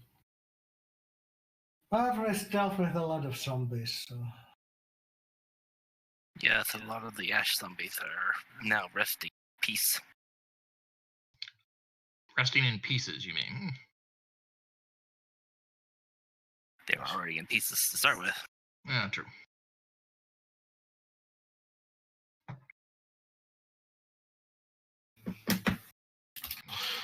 Well, this is good news. I wish I could do more.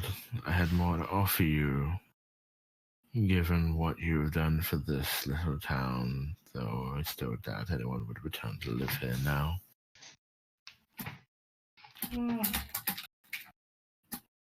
Perhaps one day.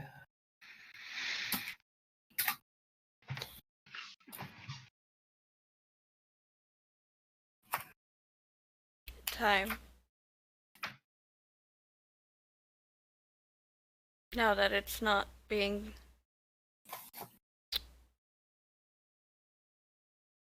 occupied by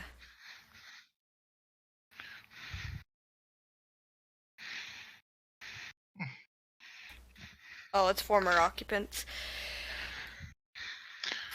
By the way, how good are you at ciphers and no celestial languages? Unfortunately, I can't read it. It's not really been something that was required of me. Well, some people have a desire to speak with the heavens. I prefer things a bit closer to home.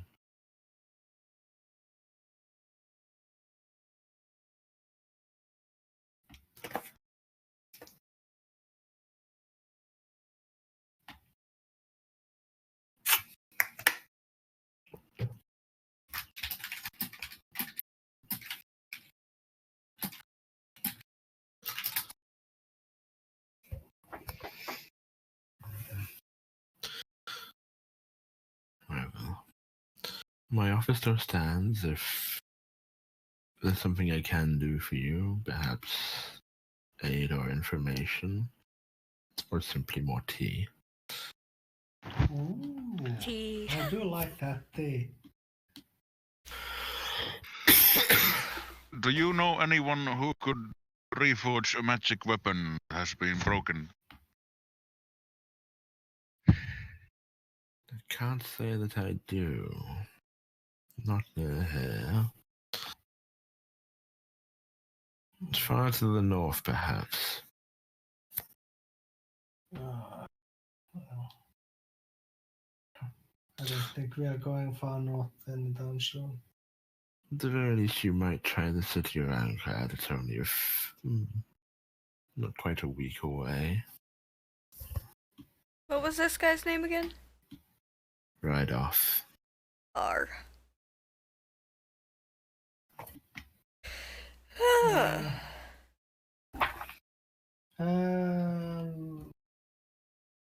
You ever heard something called an Aryan Cube? A what? Nothing. Just it's a kind of magic item. I think it's a heirloom. Heirloom. Heirloom cube. Yeah. Yeah. Heirloom Cube. Oh, sorry. You know, one of those silent H's the English language loves for some Heirloom. goddamn reason. Yeah, sorry.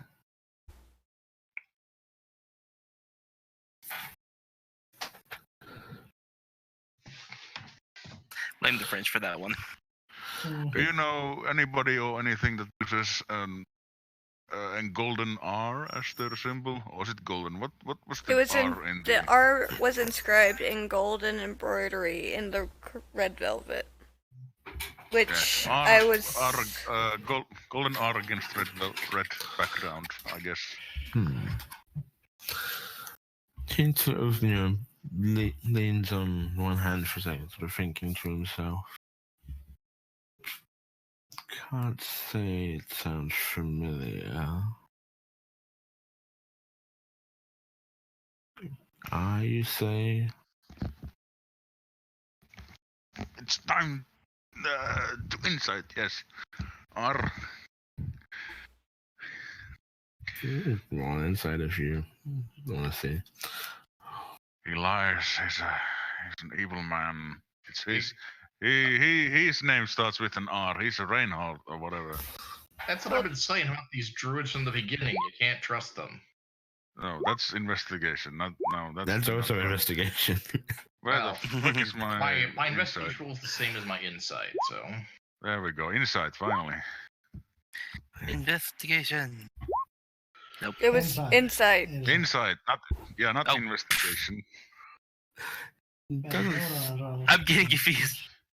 It doesn't seem like he's trying to mislead you, really. I have an 11 then on that. So, he's a druid with a very high deceive skill. He doesn't know anything about anybody. So, you do not know of someone having something like this in the village?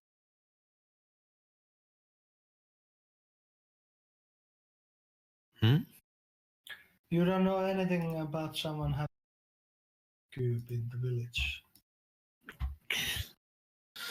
I don't know anything about any cubes. The tower on the hill once belonged to a wizard, but his name did not begin with an R.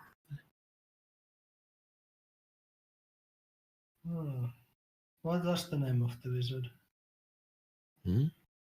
What was the name of the wizard who lived at that tower on top of the town? Ardris. It's AIDRISS.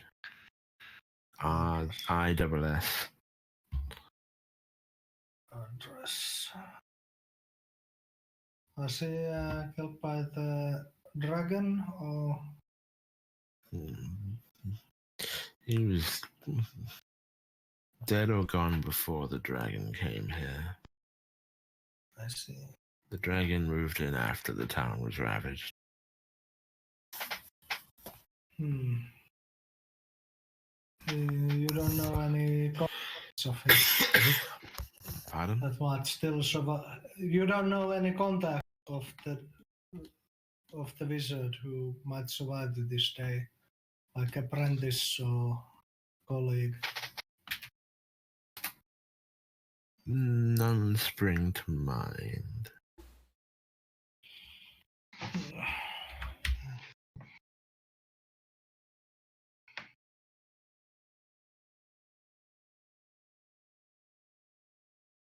See.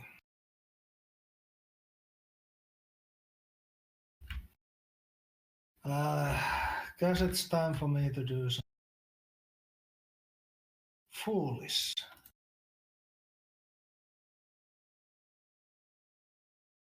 You mean enjoy tea? Cast a ritual. Of a million of loading discs. No, comprehend languages. Now I can okay. look at the book. If you want.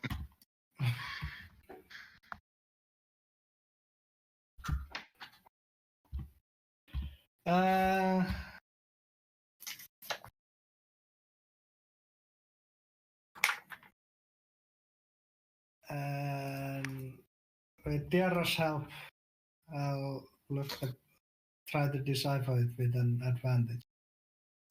Well, Art's gonna be just making small talk with the druid and drinking tea. And we're While taking... sipping tea, obviously. It's a very good tea. It's very sweet tea. Not amazing. You're able to come to terms with a bit more of what's written in the book.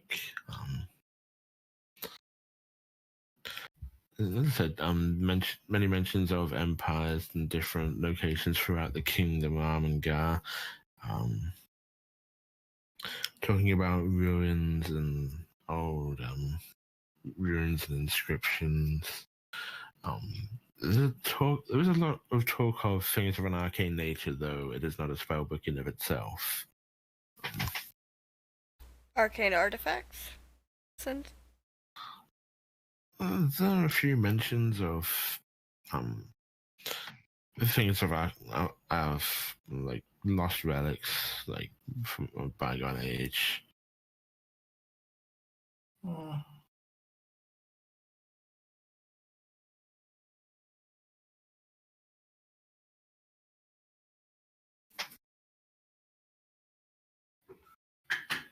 Does it make mention of an heirloom? Doesn't make mention of an heirloom, though. There is one thing. You can't get any context around it, but there is mention of there's something from around the time of the Empire.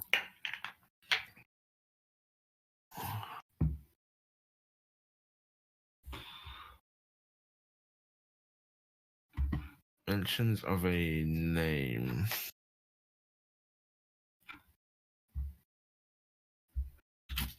Is it Radagast the Great?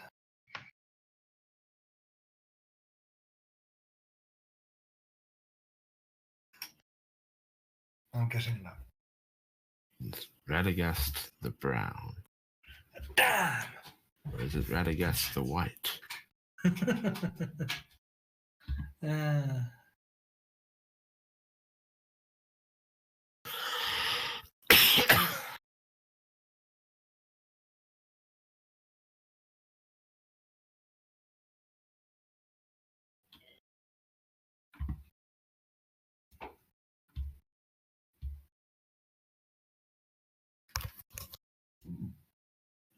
okay.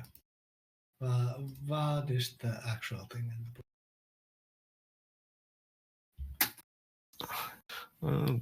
A couple pointed references to an Archmage Ranash. Okay. Does tell how long ago this was and where Centuries. centuries. So Archmages still might be around. Patient Lich. Well, Archmages extend their life other ways as well. So if you want to know if it sounds familiar to you, you could roll history at disadvantage. Disadvantage on history. 16. Can we assist so it will become normal? No. Fine. What? You have to be proficient. Well, Ruin is Oh. proficient. Who is proficient? I'm not. You have to be proficient in history to make the check? Yes. Okay. Okay. I don't I think we guess it have has to anyone be- proficient. Ruin is proficient. Okay. Ruin, we believe in you. You So can do I it. guess Double 20s. probably. Nope. 7. Name's not familiar to you. I can't remember. Familiar with you. I believe I'm proficient in history. Yes, I am actually. Yay, roll better than 7. On a Disadvantage. disadvantage. Disadvantage. Right, better than 7. Nice. It is better than 7. Mm-hmm. Your name has no familiarity to you at all. Perhaps this is something we can ask around about. You know, maybe ask the druid that. Maybe we. Have you ever heard of an Archmage called Ranash? See if he has. God. Not only is he a druid, he's kind of a hippie. He doesn't seem to know anything that would help you. Yeah, and that's his Insane from the theme. start. Huh? He has been yes. unable to answer any of our questions satisfactorily. He did say there's a dragon in the town. It's like you're not asking him the right questions. Clearly not. Congratulations, he's aware of basic and unavoidable realities of his immediate area. Does he know what we can do with all these dragon bits? He might. Probably. That may be something he actually knows. Let's find out. But he won't do anything useful because druids never do anything useful. I know. Maybe he knows something about the orcs. He won't. Well, they're big, they're green, they're nasty. They're gonna try and eat your face. Oh, sweet God, I'm gonna burn this house down. But does he Maybe know I'll anything just about plant uses of any of these dragon bits?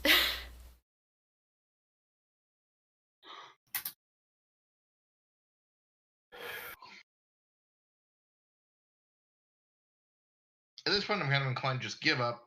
We go back to the goddamn town with our stuff. We've spent like Okay. 2 hours now. That sort of stuff. Okay. Sorry. Well, where are you trying to go? We're going back to town to prepare to finally face the orcs. Yeah. In this castle. I forget the name of the castle. It has a name, I think. Well, Indeed, we're stuck. the orcs are not in the castle. Well, they're further away. I think we were basically heading back the way we came with all our loot. Stop by the fucking necromancer, give him his goddamn book, and then store all our loot in town. Yeah, the orcs are another day or so's travel to the east of you, at a place called Withentor. The castle was a couple of days to the north, which is Cragmore Castle, and the town is about a day and a half back the way you came. Hey, Drew, you keeping up? What? Droop fine. Droop just tired.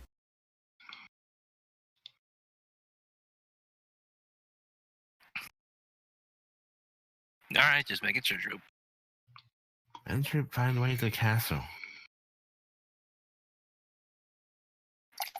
Indeed. Eventually.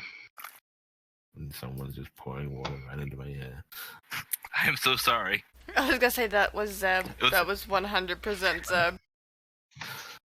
It was also soda. But yeah, when we pass by Wizard Dude, we'll stop by him and his skeletons. Zombies. Zombies, whatever.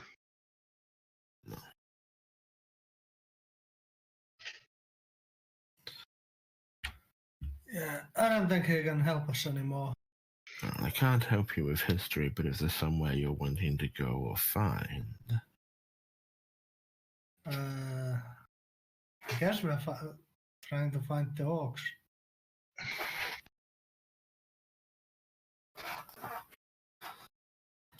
But we know where the orcs are. And at the moment, we are not trying to find anything. No, I don't know what we really want to this, but we were following up on potential mysteries, but all those have been dead ends, so I mean, we may, on the way back through, ask if there's a safer way to where the orcs are, and I can't remember the name, even though Altor just said it. Withentor? Yeah. Is there a way there that might help us to ambush the orc?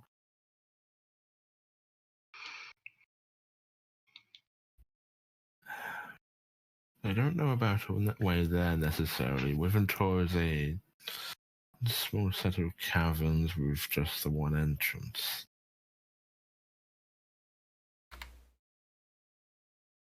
At least from what I know of them. If you're wanting to travel a little faster, though, that is something I might be able to assist you with. Oh, sweet Jesus, he can be helpful.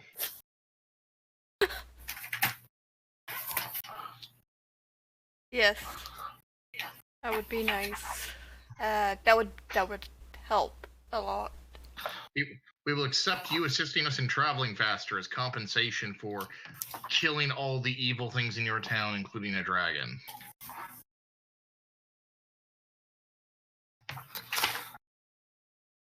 I have to find this right spell again, because I'm pretty sure he would have it.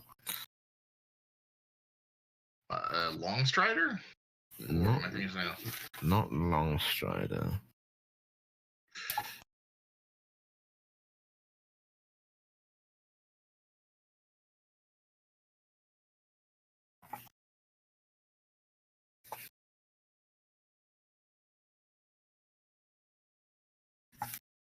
Damn it, I can't remember the name of this goddamn spell.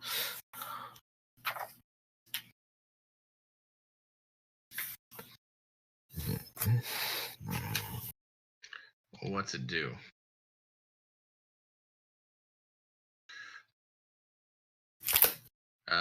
Freedom of movement? No, it's not. Damn it. Freedom of movement is the one that makes you immune to stuff that stops, I think. What is it? Permanent haste.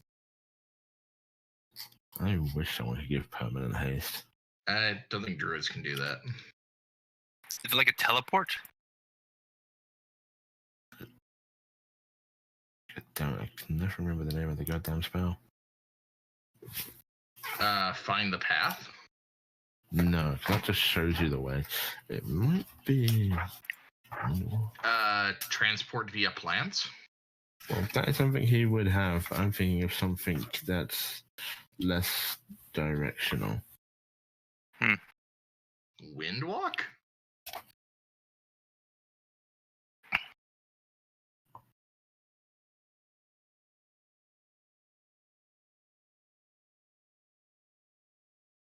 Also, indeed, I'm not going to shit talk him directly if he has transport via plants, because that means he knows 6th level spells and he can kill all of us.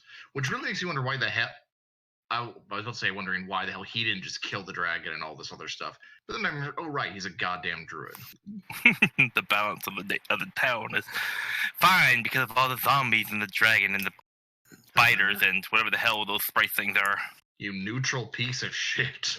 See, are you? Oh, well, yes, he believes in the balance of nature and letting things go the course they will.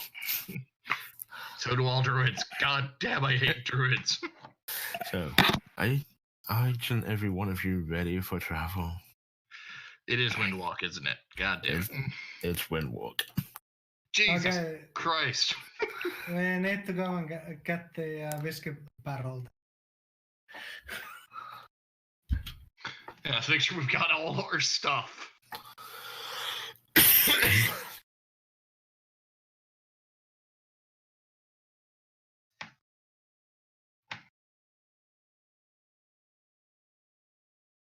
Yeah, so we assume we have everything, including the booze.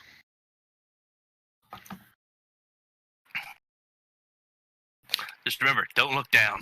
Okay. This guy is minimum an 11th level druid. Maybe he's reading maybe he's reading a scroll. I don't think we want to try and burn his house down anymore. No, I think that'd be a terrible idea. I had no idea this asshole was this powerful. Well, it explains why he's here. And unmolested by the wildlife. That does indeed actually explain a lot as to why the hell this dragon has left him alone. Yep. Like, because he apparently could have murdered the shit out of the dragon if it pissed him off. We'll just turn into a dragon or something and then kick its ass. It's possible. Even if he were, say, an 11th level druid, he'd probably still struggle a bit with a dragon by himself. Yeah, probably. So, if you take a minute to go ahead, run back up, grab a barrel of whiskey, and then return, if you're all ready for travel. I'd say it slightly depends on what kind of druid he is, but no. Pacifist. Shadow druid. I mean, fucking, like, if he's a land druid, then he would probably have no chance. But a moon druid is pretty fucking vicious.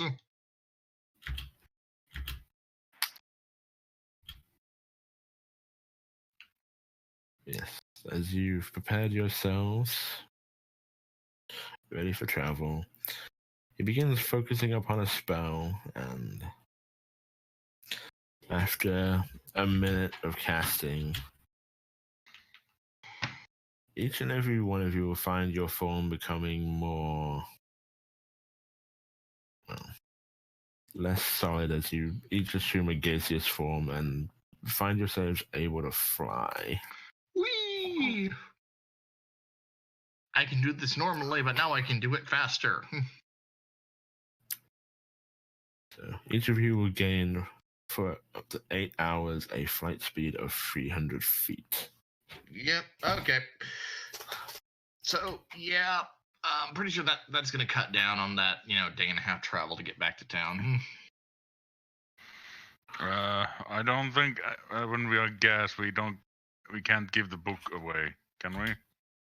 You can choose to spend a minute focusing to return yourself to your normal form and a minute to return back to being gaseous again. Oh, okay. Well, that fixes that then. As long as it's within the 8 hour time period.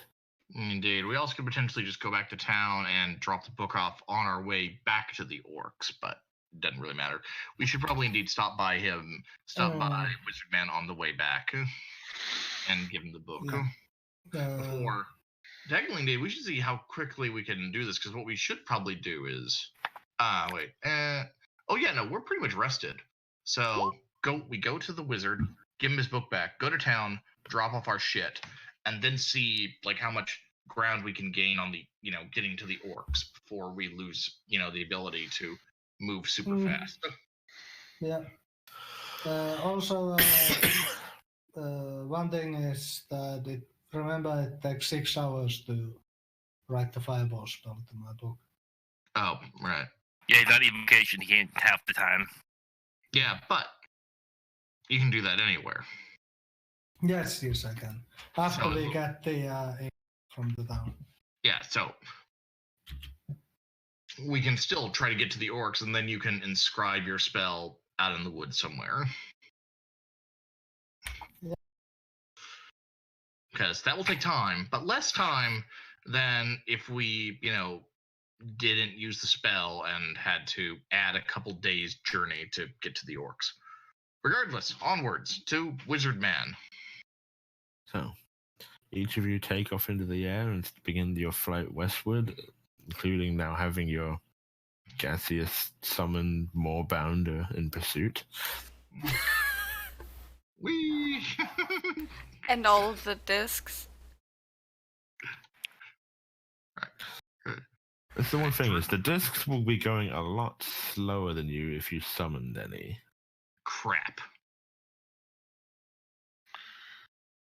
Well, given how little we actually got in terms of weight, I don't think we need that. No, physically it seems like I'm pretty sure Ruin can carry like all of it. Yeah. I could literally put half of that stuff on the Moorbound's back. Yeah. I mean, Ruin carries already 200 pounds, so he can carry triple that. I need to find a name for this Moorbound. Fluffy. Thought about it, but nah. Pug? No, Frank, the Men in Black suit, the Men in Black pug. I'll mull it over for now. Indeed. Well, you'll take off and you fly, because yes, you wouldn't necessarily need a census plane just to carry everything you had.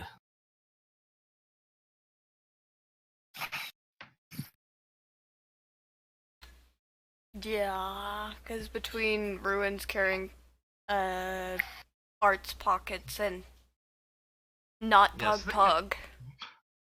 Indeed. The amount for carrying slightly less absurd than I thought, especially since we aren't just like carrying the whole dragon back. We carved it up into pieces and are just taking some bits of its body. Plus the head. Yep. Yeah. But at the same time, doesn't have much pieces in it now. I had this image in my head of us, taking, just lashing the dragon to a bunch of floating discs and bringing it into town. Oh, that would be entertaining to see. Yeah. That would have been. But maybe the next dragon. What the hell is Shroop doing? Shroop? Yeah. Drifting behind you all. Enjoying his newfound flight. Also, we've answered the question. Goblins are not innately evil if he was capable of taking a level in Paladin. I think. Yes, no, he can be... he could be an Oathbreaker, but, in turn evil. But he must be capable of good to channel a Paladin's powers. What edition are you thinking of right now? Because you're not thinking of 5.5e. No, I'm thinking... Well, presumably he's taken Oaths of St. Oh, wait, no. Technically he hasn't taken Oaths yet. I don't know where his channel divinity is coming from.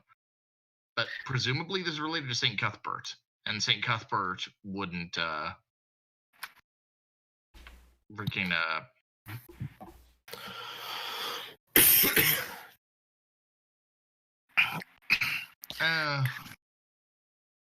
That is true, I guess. I'm thinking logically, what was it? It was as you know, it used to be in what was it 3.58? I don't remember. I don't know if because 5e doesn't care at all. I don't think they specify this, but I generally assume that you'd have to like the old system was fairly sensible in that I believe you could be 1 point out of step with your deity and still in alignment and still get their powers, but you had to be in that area. So like Cuthbert is lawful neutral, I believe, right? So you have to be lawful neutral, lawful good, lawful evil, or true neutral, and you can still channel Cuthbert's power.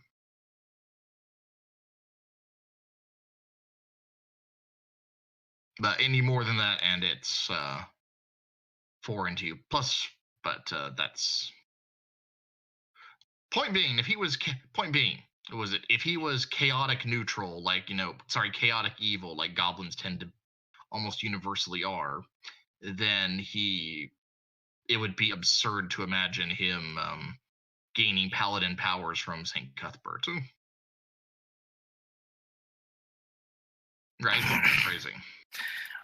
Everything's right except for the paladins were very specific in that you had to be lawful good or else you lost everything. You couldn't even be one step out. It was literally part of the paladin thing, not part of the god thing.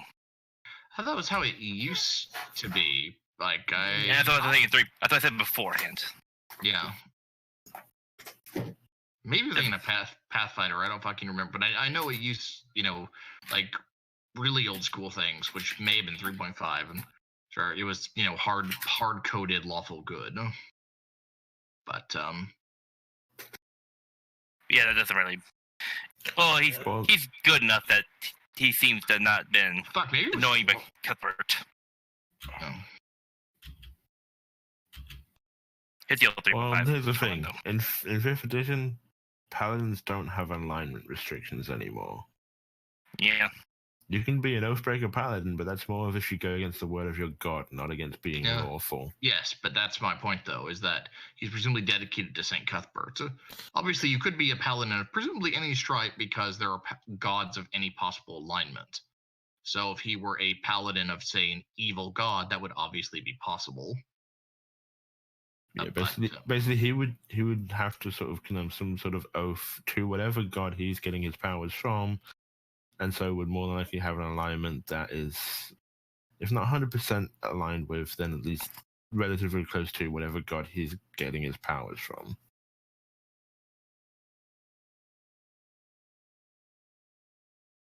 Oh god, we're gonna find out at level 3 he's channeling Orcus or something. Loaf.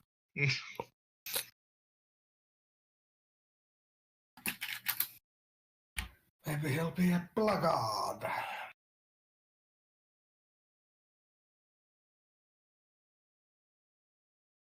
I mean, blackguards are fun. Anyway, Zoom Wizard book. So, after about an hour, a bit over an hour's travel, you start to see the ruins of the old watchtower of Old Arwell coming into view in the distance.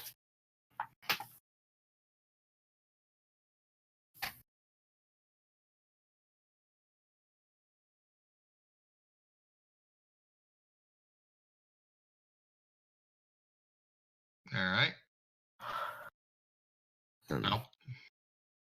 Making your way down as a collective group, as you make your way closer, you can begin focusing inward upon yourselves, and as you come to land, you can each and every one of you return to your solid state.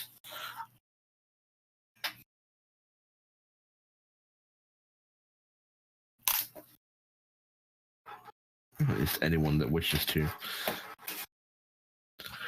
Droop is kind of just doing laps of the tower. He's a speedy boy. He's enjoying being a gas cloud. Hey, wizard, we're back.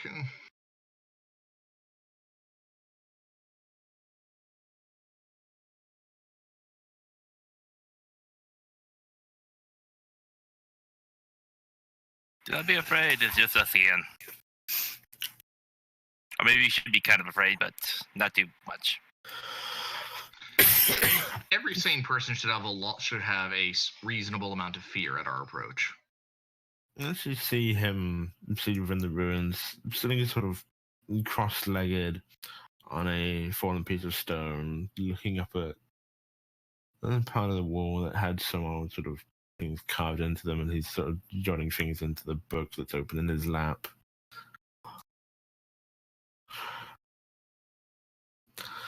As you also look around, it's just him. As Your always. friends.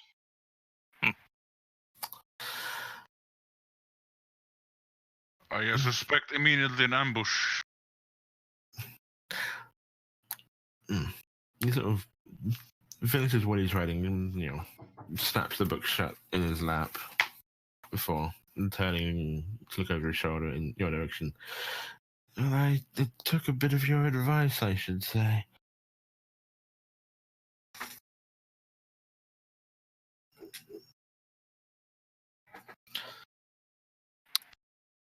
And which advice was that? I swallowed my shame and I informed the assembly of what had occurred.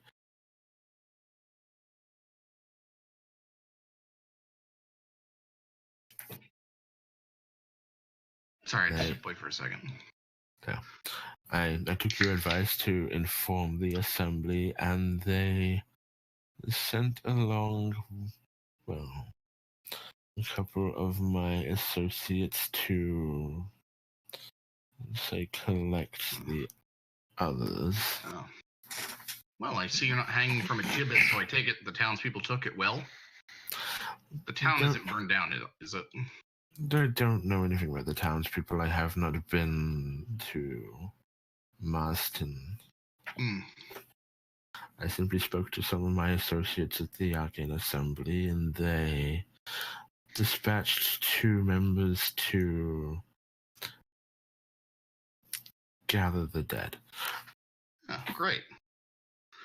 Well, They left about half an hour ago. Indeed. Well, anyway, we're providing the same kind of quality service that has been such high demand. One strange book, right here, delivered to your hands, and one dead dragon as a bonus with our compliments. I see. He reaches out for the book. Hey, wait. All services have compensation. Shouldn't we also incite him in case he's making shit up? If you don't believe him, feel free to try. I believe nothing. Well, we're not contesting that this is your property. With all the work and risks we had to undertake on your behalf to retrieve it and bring it back here. Well, to be honest, if you doubted his stuff, you could have spoke to him in your angel speak to see if he understands it. Because if he understands you in angel speak, he can write it.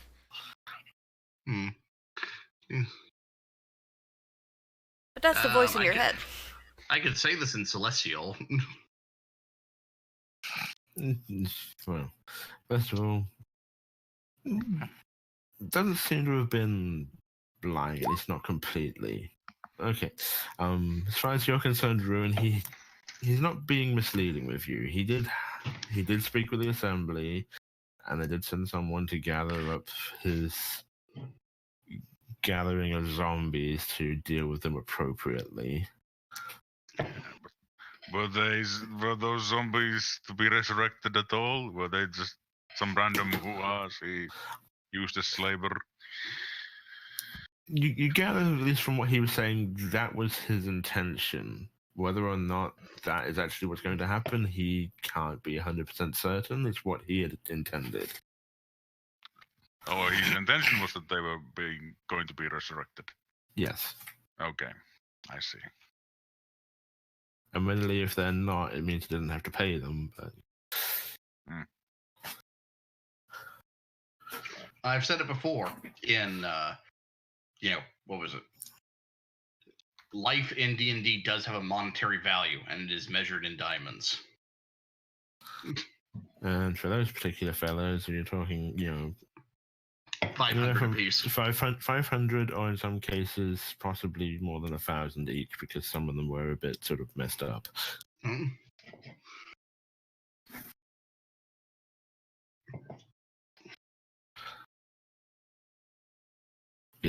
Were you speaking to him in Celestial? Yes, I'll say that. Everything I was just saying about, well, hey, not so fast. This book, though, this is your book. It is, it has particular value, and we've gone through a great deal of effort to retrieve it and bring it back here.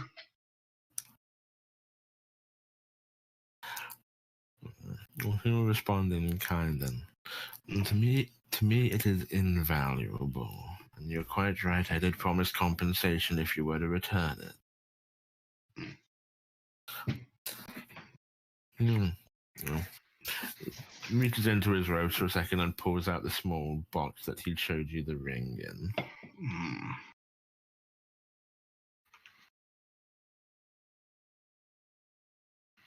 in. Okay.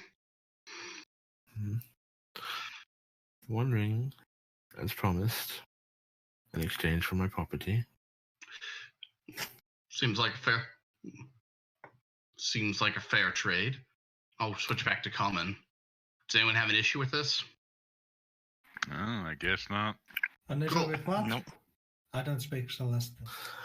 I said that last part was Oh. Well, then, what was it? He's held out the fucking ring, whereas I've got the book, so Okay.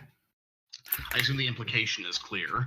Yeah, he's basically he's holding up the box with the ring visible inside, and he's holding out his other hand for the book. Okay. I'm gonna hold out my right hand empty towards the box with the ring, and hold out my left hand with the book in it. So, ideally, we'll swap it around the same time. He'll sort of, essentially grasp onto the end of the book as he'll, hold the ring up just above your hand and lets it go as he then snatches the book with both hands and then pulls it away. Okay.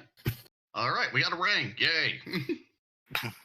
And we lost the book. That was useless to us. It was about history and empires and maybe the end of the world or something. I'm sure it's not something that'll ever be relevant again. It was relevant a long time ago. Well, I thank you for seeing this return to me. It's taken a very long time to appropriately research.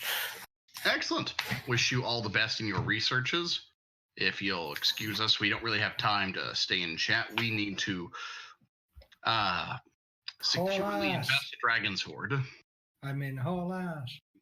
He sort of, looks like in the right sort of direction of where Sarah is, with the moor boundary behind him. Is like, is that a dragon's head? I did tell you one dead dragon, and with our compliments, no extra charge. Oh yes, how do you think we've gotten that to the book? I didn't believe you'd actually manage to kill the thing. Your confidence inspires us. No, we killed everything. Oh yeah. No. Well, obviously we had to kill. Obviously, it wouldn't have been safe to take on the dragon until we'd killed everything else in that village. One question, actually, before we go. Does the name Archmage Renash mean anything to you? No. This is where the fireballs come out. Time to become smoke again.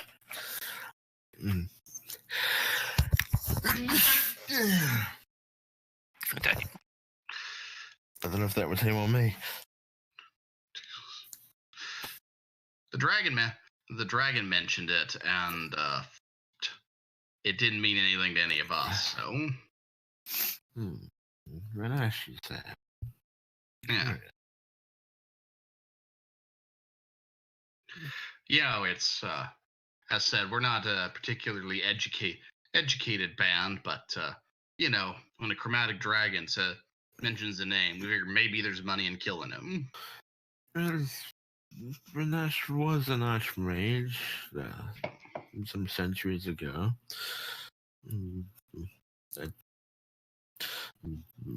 One particular subject of my interest in history, I do believe it's actually quite possibly he may have been responsible for the building of this watchtower here, among other things. No, you don't say. Disappeared almost, I'd say almost 2 centuries ago. Oh, god damn it. He's a lich. He's buried under this tower, and this guy's a secret acolyte of his trying to find him. No, he's a lich. He's hidden in the cube. Oh, that's also possible. God damn it, if this is... his phylactery is inside the cube, and we need to solve a 5-dimensional puzzle to that. Yeah, whatever. We're not doing this right now. We are not even remotely capable of taking on a lich, so so Deer was not going to think about this possibility.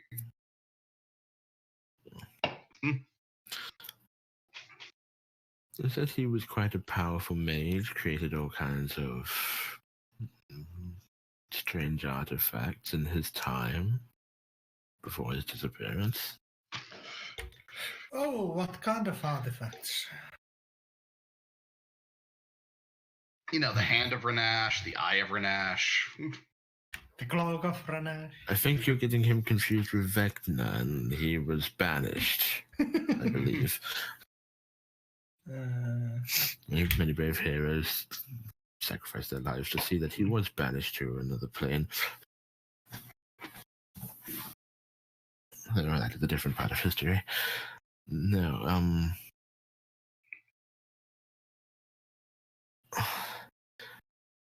and Ash was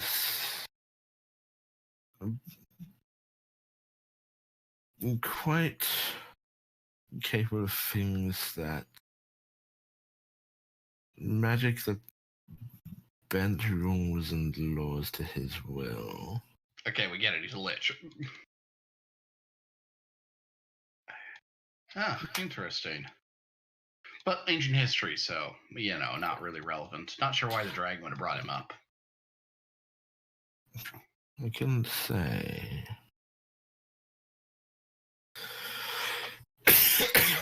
Insight. Go ahead.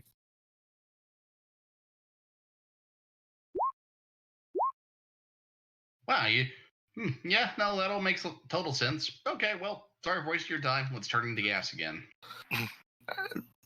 Let's say ruin what you can determine it, and Pock as well. He's a bit suspicious of this line of questioning, and possible he knows more than he is willing to say.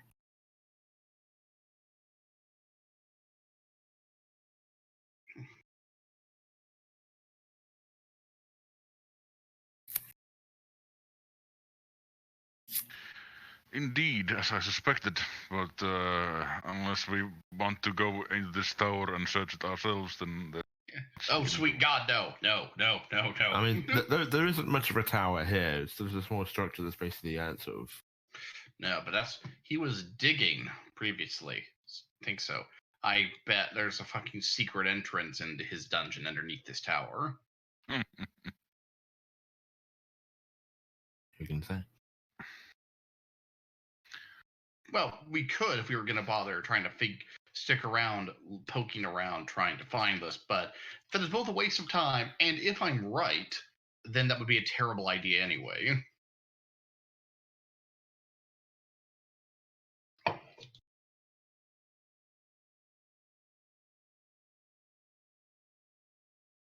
Indeed. We should depart.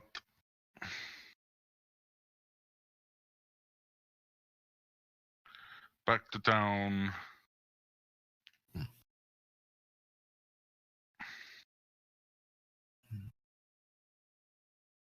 I'm not sure why the interest a dragon would have, or you either, but Renash's ancient history. Yes, long gone.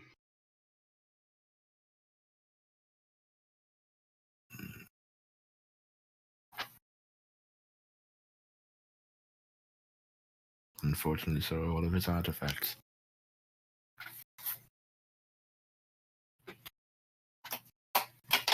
Oh, what's a pity? Has the Assembly had no interest in finding them? The Assembly has tried. Little success so far, at least to my knowledge.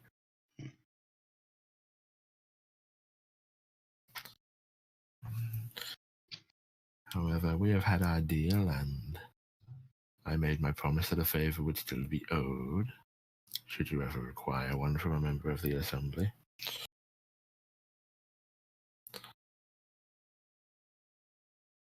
All right. Let us be going. You wouldn't happen to know anyone who fixed magical weapons?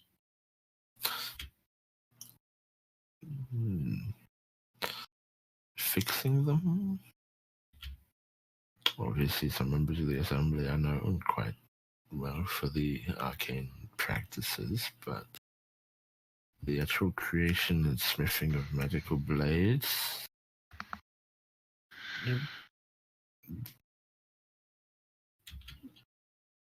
There are few better, at least in the kingdom, than the dwarves of Arkansas. Dwarves. Dwarves.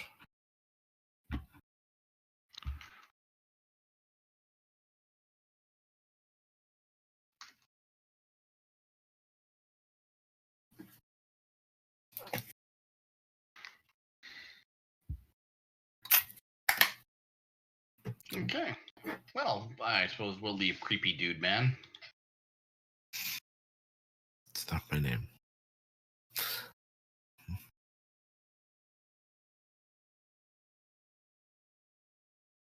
Yes. Making your way out of the ruins and just round the corner behind the wall, you can take a minute to focus and revert back to gaseous forms and take flight once more. Yay, fly. Walking through the air.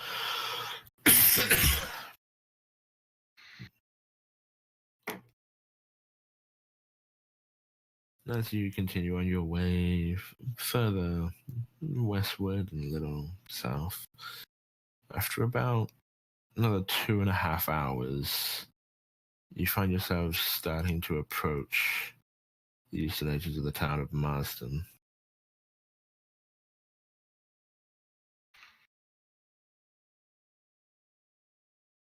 Okay.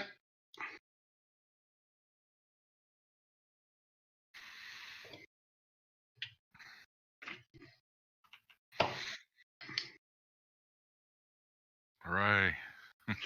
Well, let's I guess come out of gaseous form. If we could do this like a public place in the middle of the town square or something, make a nice dramatic entrance, that would be ideal, obviously. The town master's office. But then they know we have money. Well, that's true. Okay, so where exactly do we want to store this crap? Because I am actually thinking we go straight to the town master, because I feel like just leaving it in our inn rooms is a little risky. I feel like we should try to get the town master to store it in, like the town's fucking vault or whatever they fucking have. Then we can hold him responsible when it goes missing, and we can kill him for it. Pretty much, exactly. Terrible. How are we not the evil party again? Haven't quite haven't pushed that killed boundary anyone. yet. Yeah, we haven't actually killed any good people, nor really inconvenienced them. We've done pretty much nothing but good things. Like, the most we generally do is bend and twist a few arms to, get done what needs to get done. And we're sometimes kind of dicks to people in power, but You again, slit a man's throat in prison. There was that. I have, but admittedly, that was a fluke of a weird situation. Failure to communicate, I think. Either way. I guess I was thinking, yeah, most of the, not just the dragon head, but the dragon items. I guess that's true, though. What was it? We could carry the rest of it on. We could use our new pet to carry even like the rest of the dragon's stuff. Although, no, we need to store this. We need to try to store most of our excess stuff because we want to have as much room as possible to bring back all the loot we're going to take from the orcs. Maybe the castle. If we already have Panther Bro and Ruin all that loaded up on crap, then we'll be limited in how much stuff we can steal from the orcs. Yep. It is true. To be fair, there's one place in town where you could probably look into storing your goods to be looked over. The Merchant's Guild. The pit with the dead? No? I guess not. I was gonna say the Merchant's Guild. The Lion's Coster. You would you would trust the Merchant's Guild with anybody's money? No, anything. I mean, it's like the stock exchange.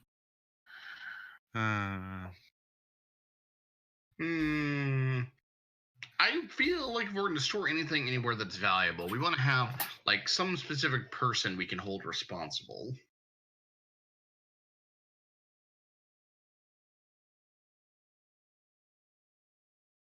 I am worried about any situation where there's disseminated ownership and responsibility. Because then when it goes missing, it's really hard to hold anyone to account as being responsible for it missing. Yeah.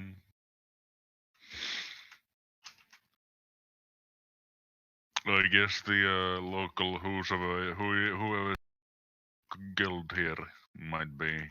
Town Master would obviously be. And that's about the only people who I think would have any interest in holding it for us. I think both will want some kind of compensation. They will not hold it for us for free. The Town Master's indeed, but I think we could go with the Town Master because we can argue his compensation was killing a fucking dragon that was on the outskirts of his town. Well, if you feel you can make that argument, then... oh, I can make that argument. I am I just got expertise. I am unbelievably persuasive. Well, let's see how he feels about it. I'm hoping I can convince him to pay us for this job that he didn't give us.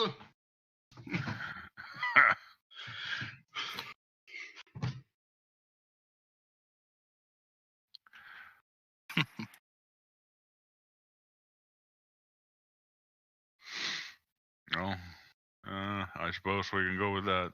If it doesn't pan out, then we can talk to the guild. We could go straight to the guild if that's what everyone wants to do. I mean, I said I can be persuasive to anyone, but I mean, if you want to, I am enjoying annoying the Town Master, though.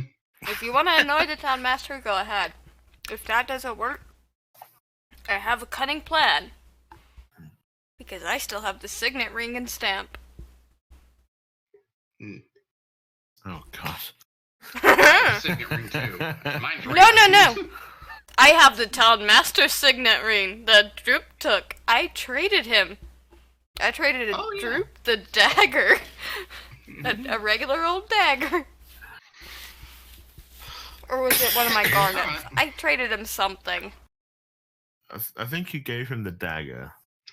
Okay, so anyway, I guess let's walk into the Town Master's office. No, you gave him the dagger for the letter opener, and he gave you the stamp and the ring as well because he didn't need them anymore. Either he didn't need them, or I think I actually I did give him a gem. Because I had 2 garnets and now I have 1. I did give him a gem. Well.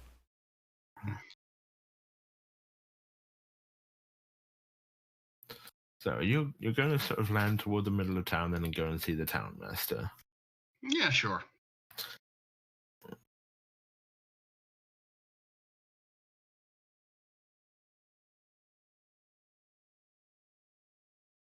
And one thing you can actually see then as you're sort of making your way into the center of town, coming down to the land, it's quite a bit more bustle than there had been previously.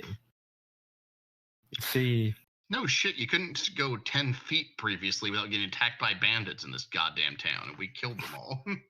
you can actually see quite a few more Crown's Guard that weren't here previously. They called the police on us.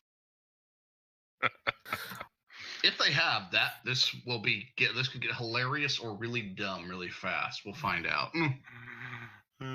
As said, leave it to me. Like, if I can talk myself out of any situation, it just kind of depends how bad it'll be afterwards, depends on what the situation is. Fair enough. So you'll come down in your gaseous form and appear. Surprise. Presumably you don't do it in sight of a whole bunch of guards. I don't know. We don't really care, I don't think. We'll wait for the gods to pray the Well, I mean, we don't want to be in anybody's personal explode in space. there. Well, obviously, no. But is it like, I don't think we're intentionally avoiding the guards, are we? No. Mm-hmm. We shouldn't have any reason to fear the guards. Yeah. I mean, that'd be a short-term solution anyway. If the guards are a problem with us, we gotta find out what it is and deal with it directly. All right, and you come in and you sort of land in the square near the townmaster's hall, and as you do so, you get quite a few odd looks from the various Crown's Guard that are coming and going from the hall and out in the square. You see there's several carts lined up there near the hall as well.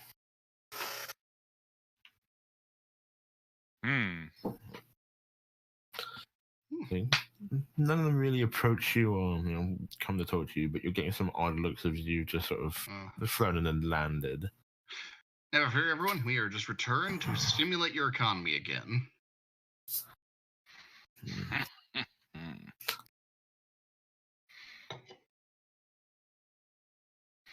can see a couple of them might have reached for weapons before getting sort of slapped down by their seniors. Good to see we're as popular as ever. Okay, to the town master. We are doing good deeds. We do not need to be popular. Indeed.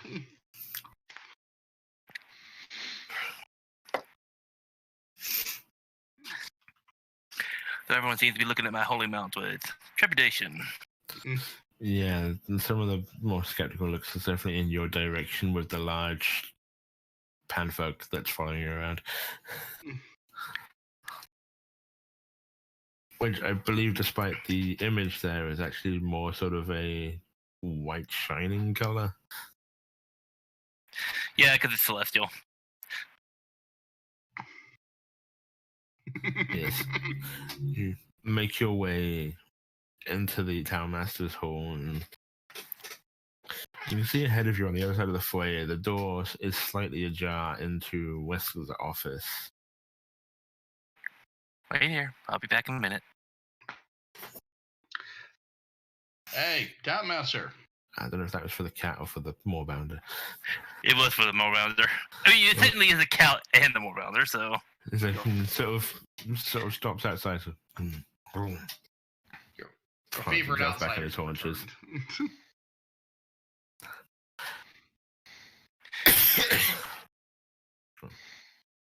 And there's sort of raised voices coming from inside the door, and like, we'll just 1 minute, and then you see, coming over to the door and swinging it open, you see the portly looking figure of Wester standing there. It's like,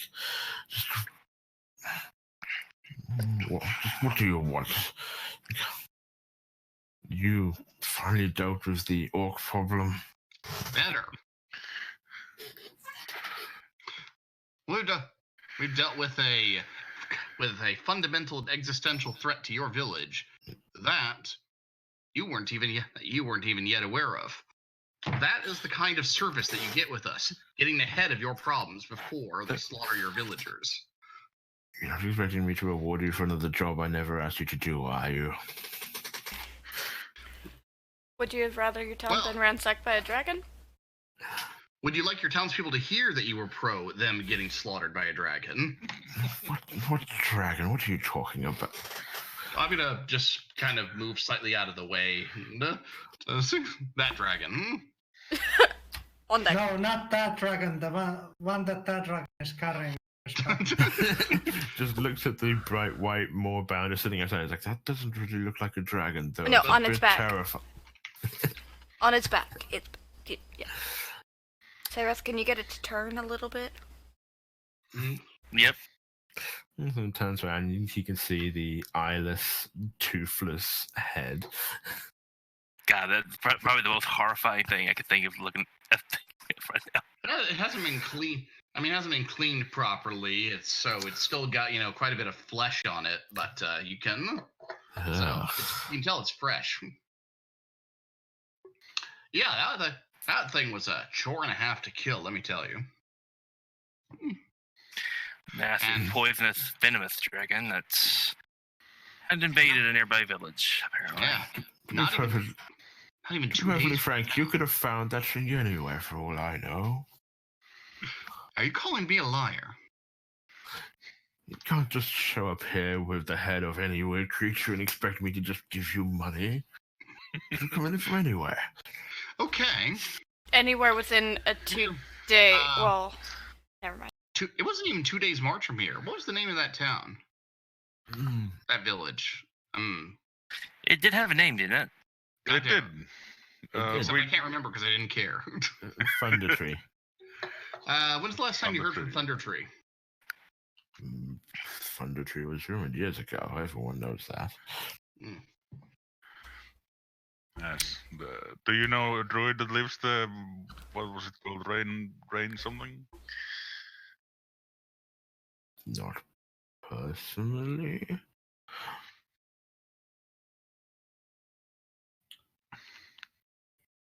Well, he can attest that we did kill a dragon.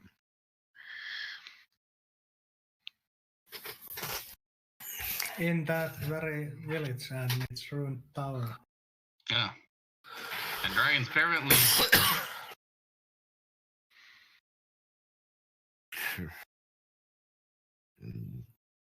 Dragons. Marshall, what do you make of all this? You see the figure behind him in the room is a taller man. Looks similar in age to Wester, but much fitter, taller. Has a long beard, graying hair. This is the first time we meet him, yeah? Yeah, this is the first time you've seen this person. Finally, we get to meet this guy.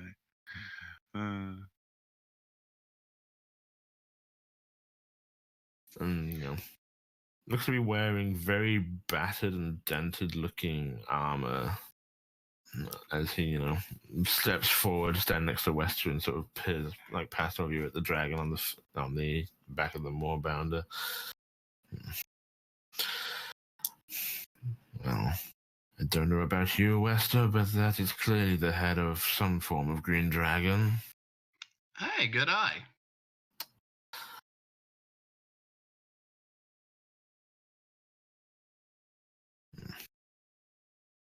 Marshall Aston. Here visiting from the nearby town of Silverkeep. Silverkeep. Oh, excellent. A fine town, I've heard. Diero von Domine, at your service. Pleasure. These are my loyal friends and acquaintances. You won't call me friend, so I'm the acquaintance. Gives you all a nod. I was just escorting some of the men back here after we dealt with a non-incursion in my hometown. Discussing the current state of Marston with the good townsmaster here. Marston is not perfect, but it has certainly been improved after our efforts. I don't suppose Silverkeep has any existential threats that that the town might need resolved for a minor and very reasonable compensation. Not anymore. Oh, well done. As I said, we were dealing with a non-incursion in the mines around the town. Hence why a number of the Crown's Guard of this town were called in to aid us. Isn't that right, Wester? Quite right. Now that our work here is done, I'm seeing that they are returned safely to their duties. And discussing continued support with Wester here. Last I'd heard reports of they were having a bit of a bandit problem and he was reluctant to deal with, though it seems that someone else took this decision to step in. I hear that was you.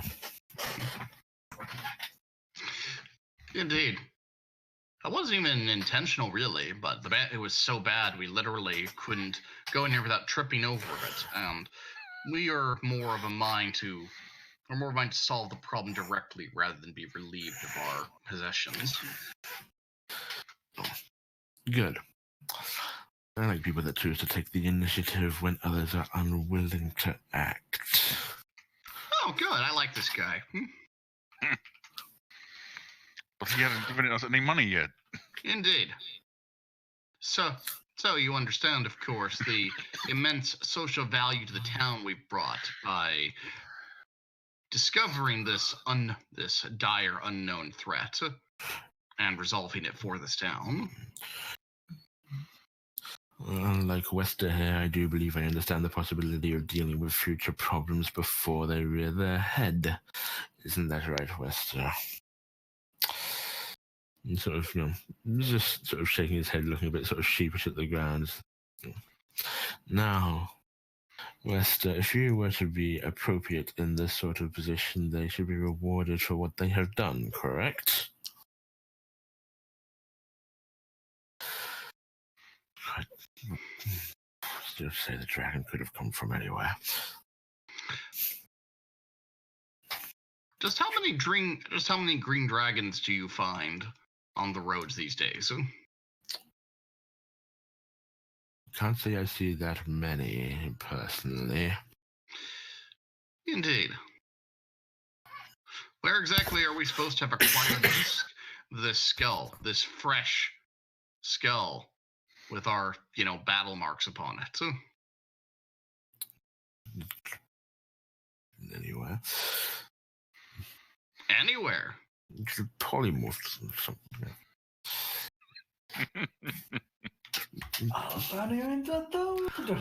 If it would have been an illusion using your magic arts, I don't know. Well, in that case, our reputation will be ruined within some amount of time when this thing comes back to its regular form.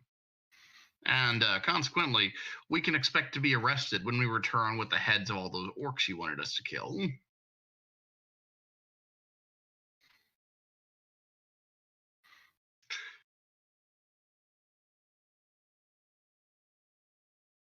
So you haven't even dealt with our orc problem at all yet? I am sorry that your region is so thoroughly lawless and overcome with evil creatures that we can't go a day's travel without tripping over some existential threat to your village. Quite frankly, it is astonishing that this village hasn't been destroyed yet. I do believe I am at least partially responsible for this. The Crown's Guard have been a little lacking in number of late. Still.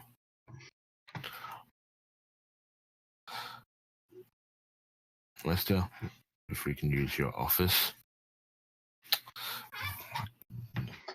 No, every time, well, not every time, but last time they were in my office, some of my possessions disappeared. Can't prove it was them, but... Oh, Townmaster, we've had a really good relationship so far. I know, we haven't always seen eye to eye, but we've done a lot for this village. are you really going to start blaming us for your inability to properly manage and manage your own possessions, in addition to throwing wild accusations of us of fraud?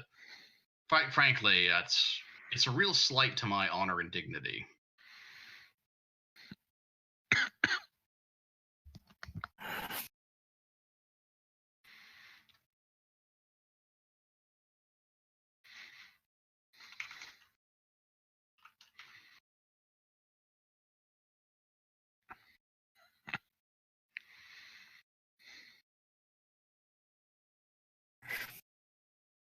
Fine, but the rest can stay outside. Try to keep their hands to themselves. My hands stay in my pockets, thank you very much. They are to myself.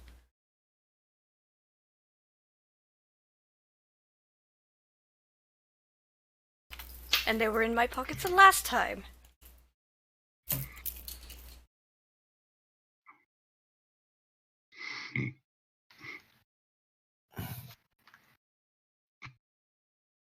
Quiet. Now, he turns and sort of storms back into his office, and sort of the marshal turns to look over his shoulder at him. Like, he really is a pain to deal with. Unfortunately, he's all we have here. Oh, I can understand that, but I've been having fun with him. As do I, the few opportunities I get to see him. We must be careful. One day we'll wind him up enough where he will just explode. That would be a real mess to clean up. Almost like the mess much like after we solved the bandit problem. I'm quite happy that my job does not involve cleaning up after that, but regardless. Some of the men did tell me about the mess. Frankly, I'm just glad someone didn't hold back with them. Now. So, how can we help you, Marshal? Help me? Not at all. I'm simply seeing things that are returned to a normal state of order here, and I'll be returning to Silverkeep. However, if you've dealt with a dragon, well, I can't necessarily guarantee you compensation, but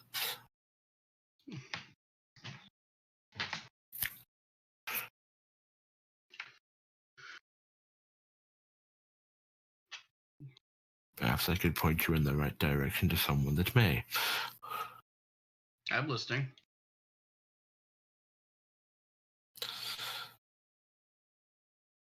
Oh. If you would happen to, when you're done here, find your way in the direction of Angrad, go to the marshal's office there. I'm trying to think of the man in charge. Can't think of his name.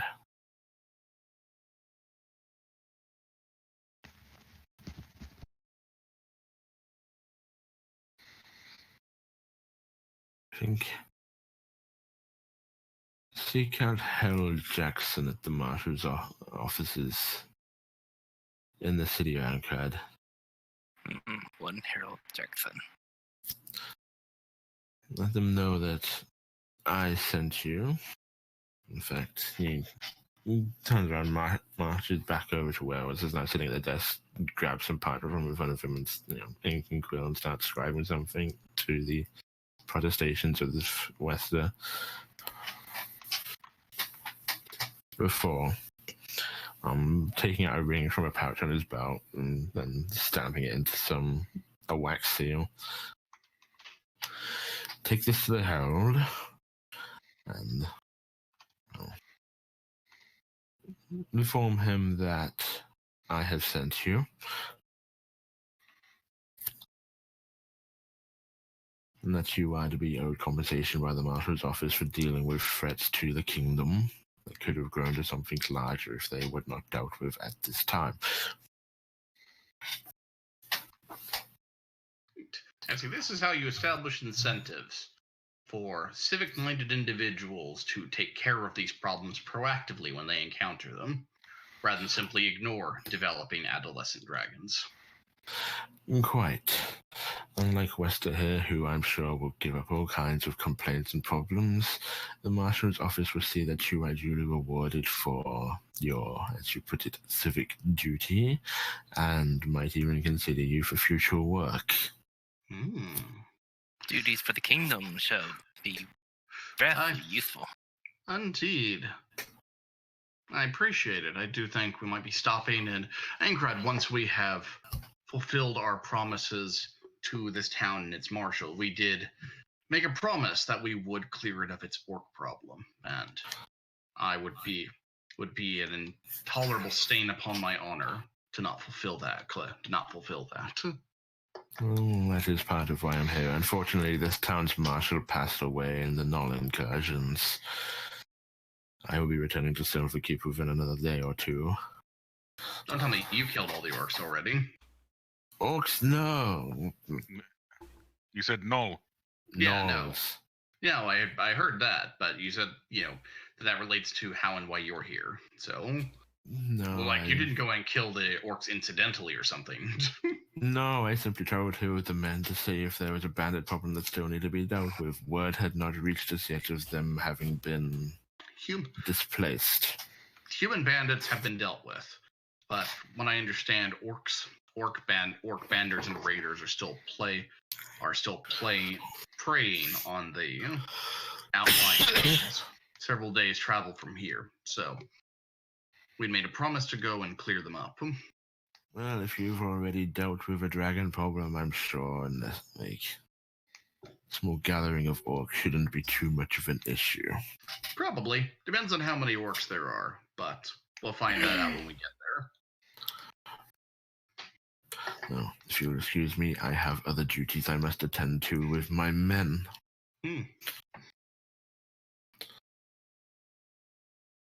Yes, if you could get them to stop leering at my mounts. Oh, didn't even get around to, though. Other reason we came here.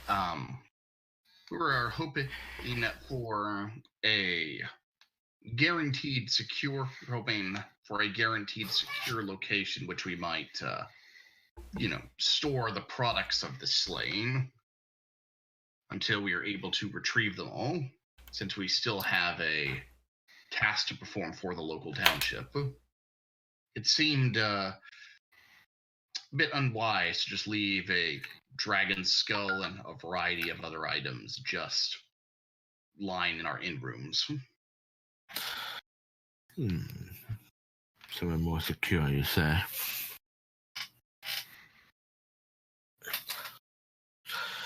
Come with me. Alright. So I will.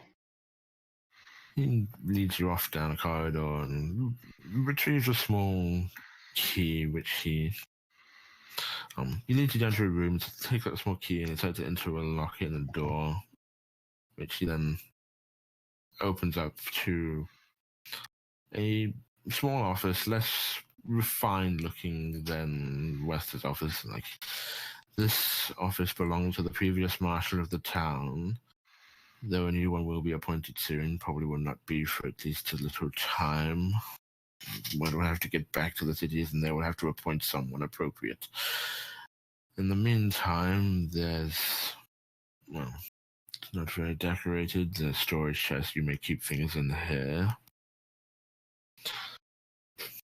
I'm sure I can trust you with this key as long as you leave it with the Crown's Guard or the Marshal, if there is one here, by the time you return. Oh, sounds reasonable. I'd be most grateful to the town of Marston if they would,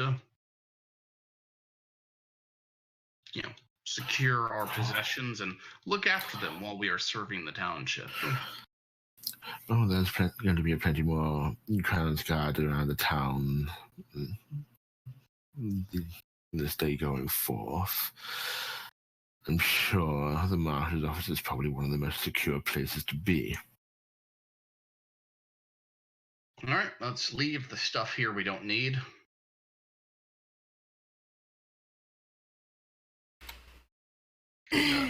Thank you very much for your time.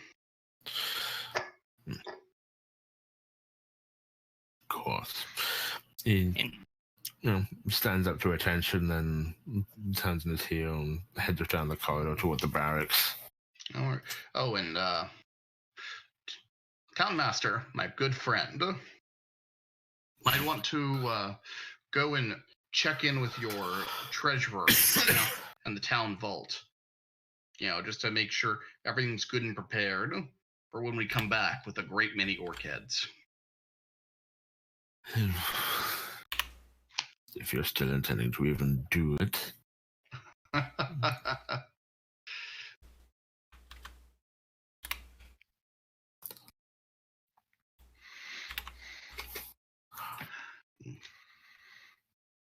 Well, I would say it's a very safe bet, Marshall, that we'll be coming back here with some kind of head.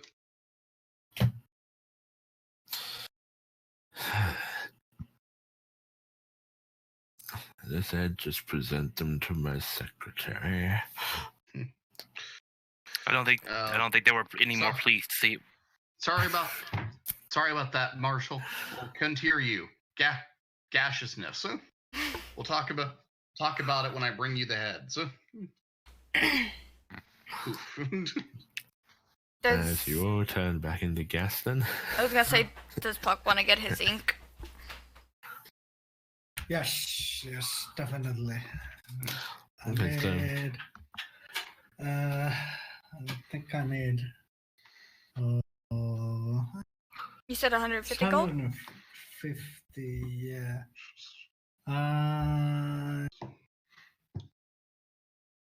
Gold and 25 platinum. So platinum's 10 gold. 1 platinum's 10 gold. Yeah, so 5 platinum and 100 gold.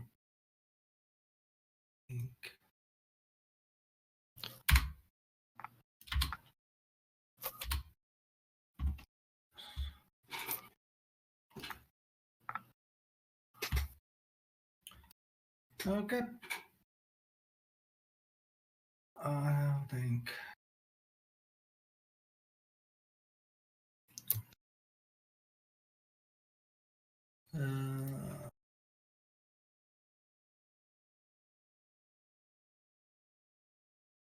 Yes, you make your way briefly to the live show cost, where you bought a lot of your ink previously.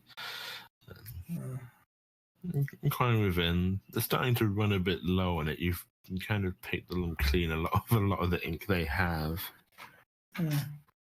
Where's the next shipment?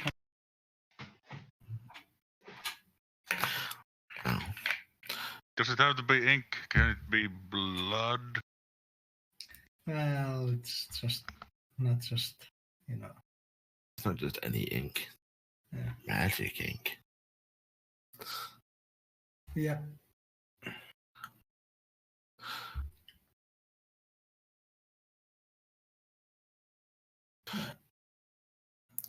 No. You got about 200 gold left. Probably get more in maybe a week. No, that is good. Good to hear. 200 gold left. Okay, so I can do 2 level 2 spells or 1 level 3 spell. Okay, good to know. I will be off, and then we become smoke again. Fly through the air.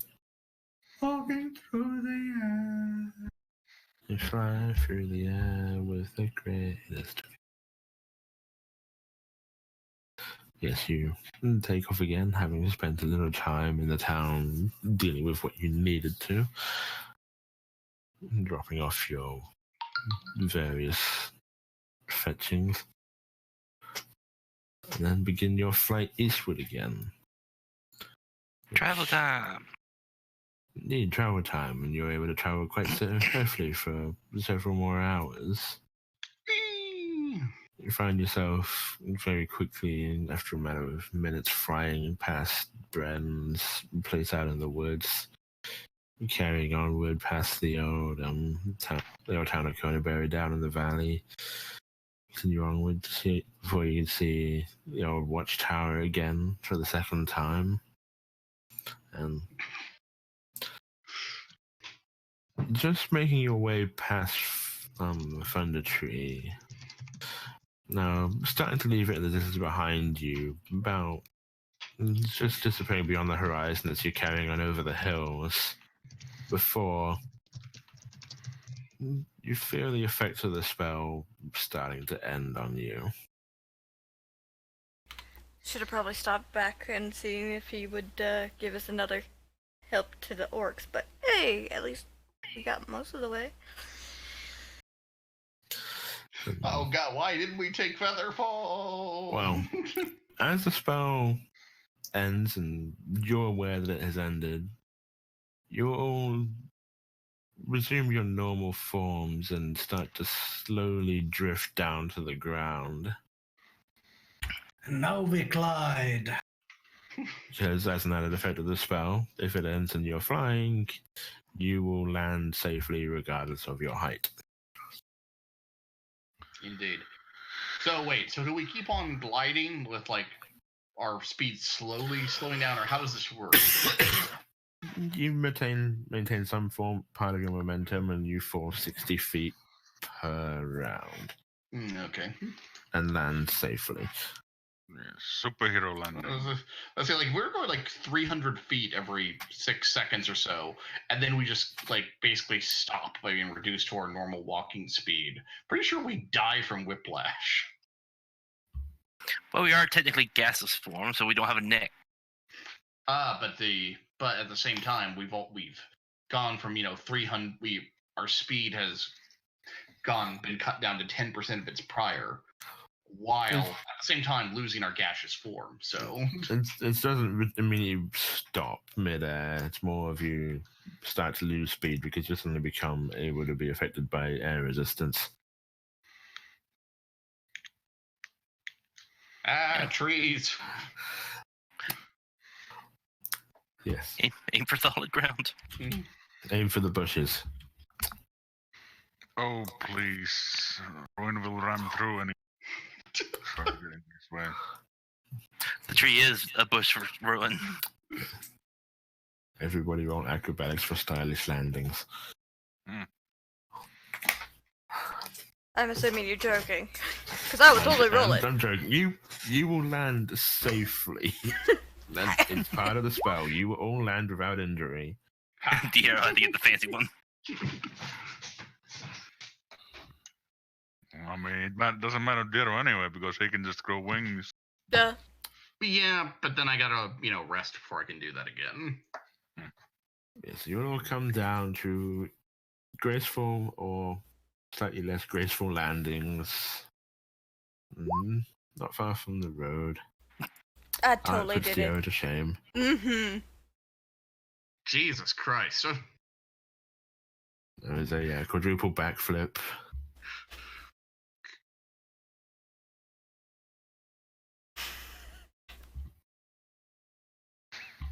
Who's surprised? The tiefling needs to show off. Sorry, couldn't hear you. What was that, Birdman?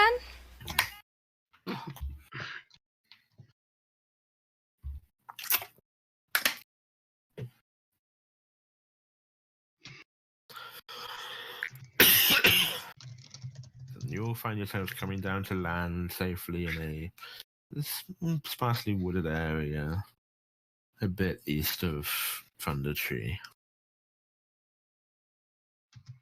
Good. We're not going to be ambushed by whatever's left from there. Well, given your travel time, first of all, waking up in the town for about dawn, flying Going through looting the town somewhat thoroughly and then flying back to Marsden and then back past Thunder Tree, it is now already getting on toward early evening.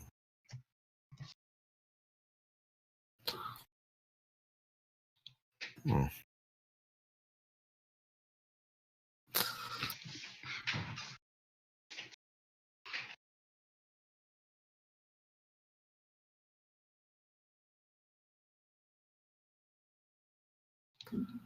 I see.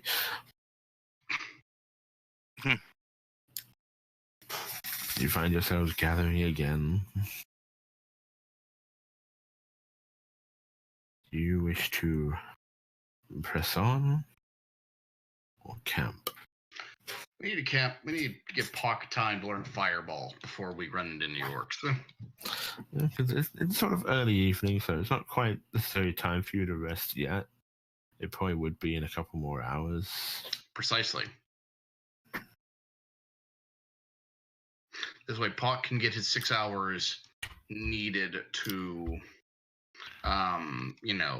inscribe his fucking spell, and we can still rest through the night. Yep. Yay, now it's gonna take me 6 hours to spell into the character sheet.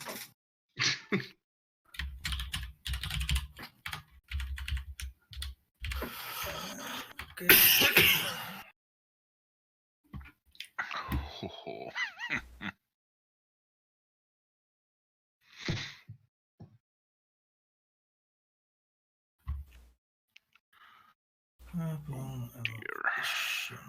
Casting time.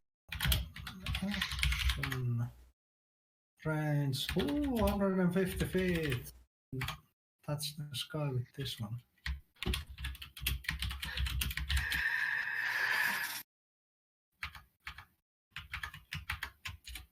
Target is point.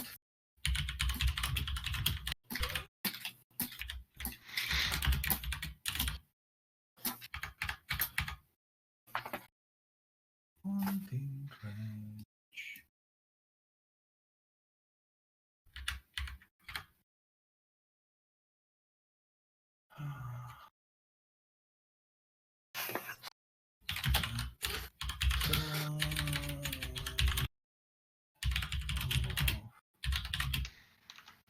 Piano and so. And software is written with an F. It's news to me.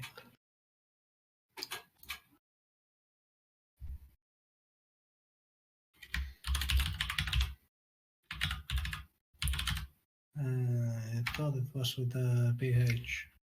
Depends on if you're American or not. I'm not. It should be a PH, I think. Apparently the book is. Because sulfuric acid is definitely with a PH. Yeah. Because we're European.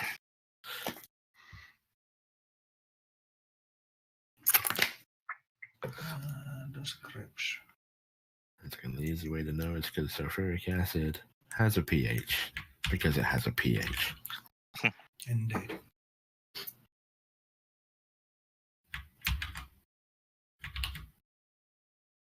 God. Copying text from a scanned book is really difficult. And you know what? I'm a bit off in my timing.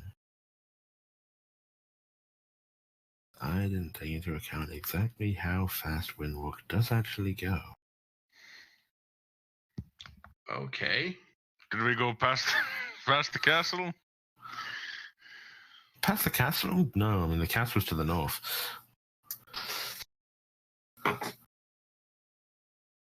But in terms of past Wyvern Tour, not quite, no.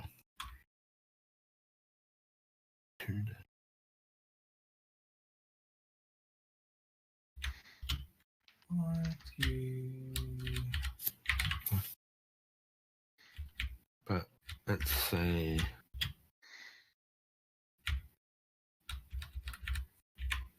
considering where you've landed, I don't want to ask anyone why you're setting up. flying in and landing. Anyone that wants to or is proficient in it, feel free to go ahead and make nature checks for me. Or survival. I have neither. Survival is probably more appropriate in this instance.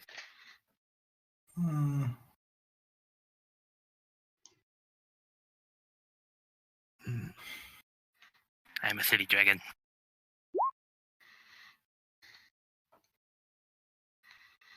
Like everyone else, so holy crap.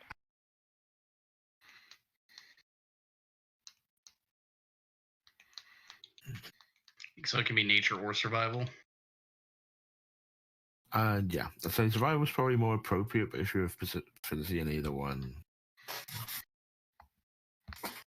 I don't have either, but they're also rolled the same.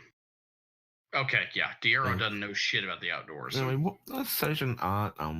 Given how fast you think you were going and travel time, you're probably within less than an hour's travel of Wyvern itself.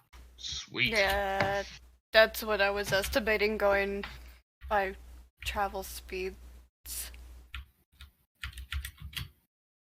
Should be a few hours away at most, because I didn't know how long it took all the talkie-talkie in the town. Ben, I have a suggestion. We send in our most trusted agent to scout the area while our wizard prepares to be able to throw fiery death at whatever the hell is there. You can go scout, sure. That's awesome. Yes, Though I Droop have can scout. full faith and confidence in your abilities, Droop, I suspect Art may be better suited for this task. Don't worry, you can help me with things. Art's just kind of thinking, Sesh and Droop both may want to come along because they might see something that I might not, or notice a specific thing I don't. Droop's scared the kitty dog might eat Droop. Kitty dog. It's your area of expertise. It's your area of expertise, Art. So I'll defer to it. Bring however many along you think will help best complete the mission. I simply was concerned that more people might increase the odds of discovery, but it also means more people to cover more ground. So, as said, use your best judgment. Yes, my best judgment is I would prefer to have both Sej and Droop is very, very good at seeing things that we might not, because he sees things completely differently than us. Indeed. I wish you the best of luck. I imagine myself, Ruin, and Brother Saroth will be remaining here with Pock, both to protect him and because going unnoticed is one of the few skills not in my skill set. Oh no, you have too much flair for loud and flashy. Well, I'm glad your eyes still work, Art. We'll need those for some effective scouting.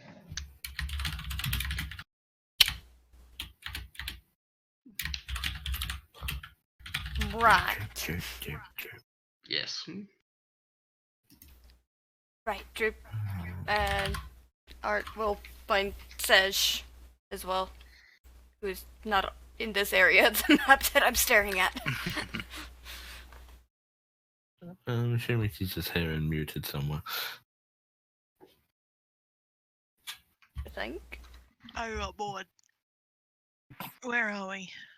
We're scouting. It doesn't really matter where you are on the map. Like, you're just going scouting ahead for the Wyvern Tour because you're within an hour's travel of it. Yeah. Fair enough. Well, I cast that.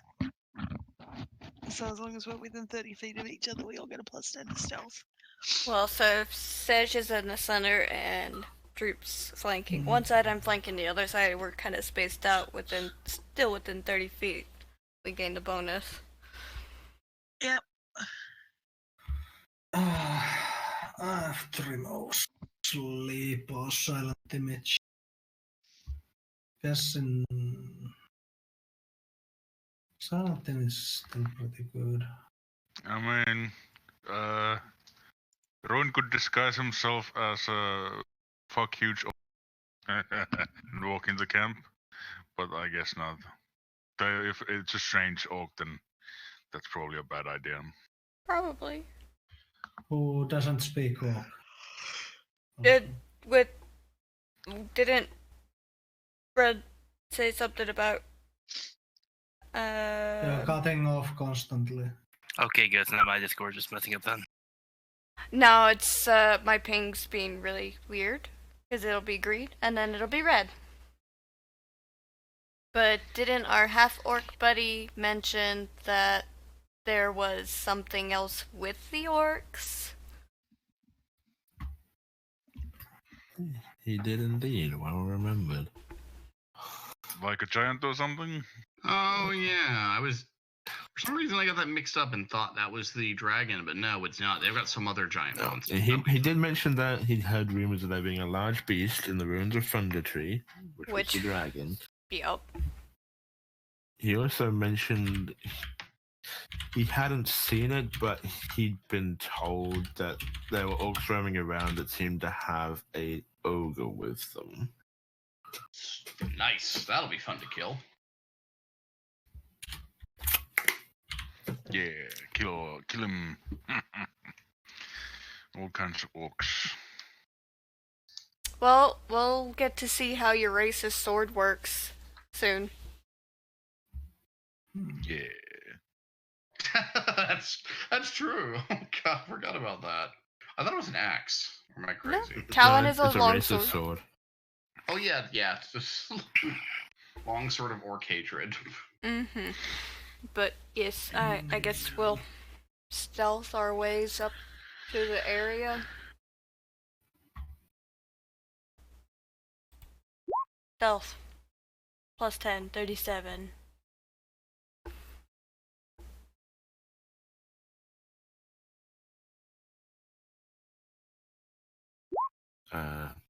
Sage wants to roll as well. There you go. And I will roll for Droop. Come on, Droop, we believe in you. Droop, help.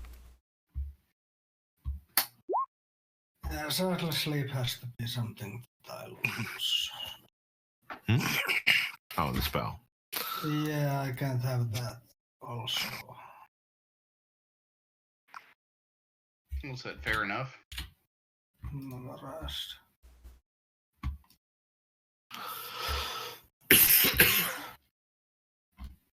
So you're making your way just a little bit further east and north of where the rest of your party's making camp.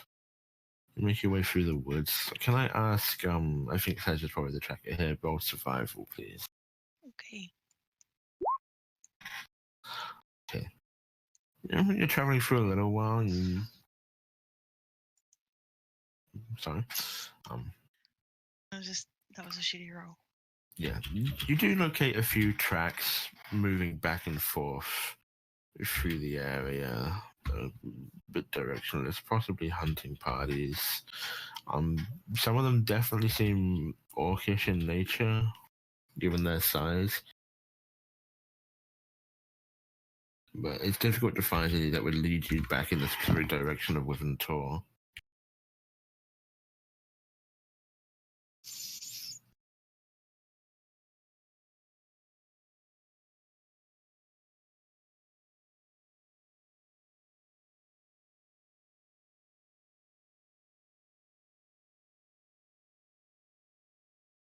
You do have your primeval awareness, I believe. I do. Actually, it's I mean, primeval awareness is to see if there's any of them nearby. That's just a thing.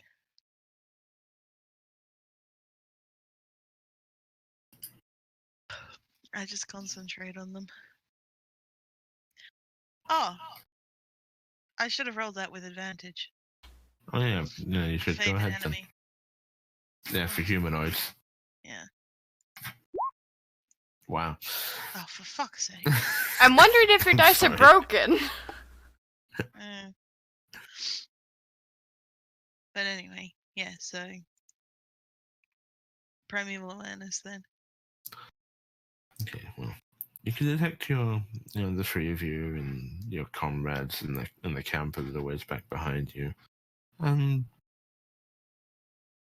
about a mile or so further north of where you are, you detect several humanoid creatures.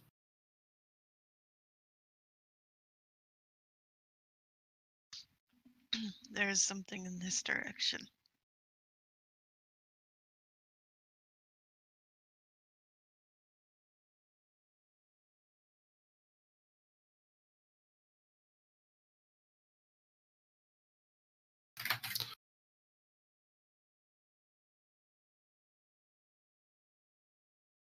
And I'm going to just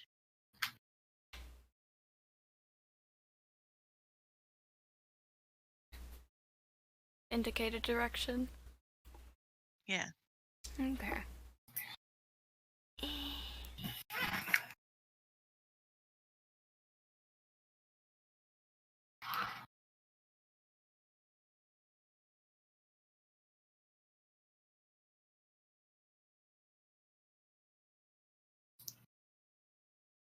Do you know how many? I should do.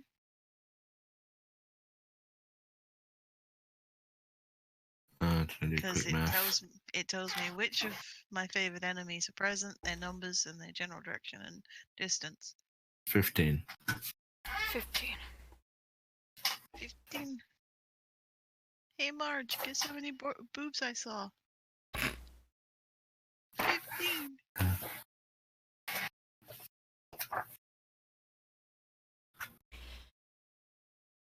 You said about a mile that way? Okay. Yeah.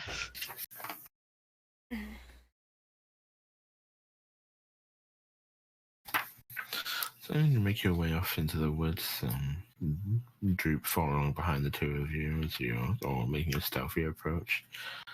And as you're making your way further northward, you start to see a large sort of rocky cliff up ahead of you,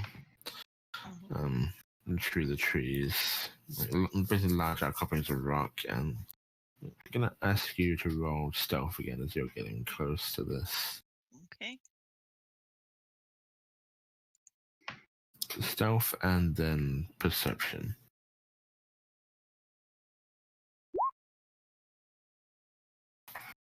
Okay. We've still got +10. Yes, I see all. Oh, for fuck's sake. Can't see shit. So.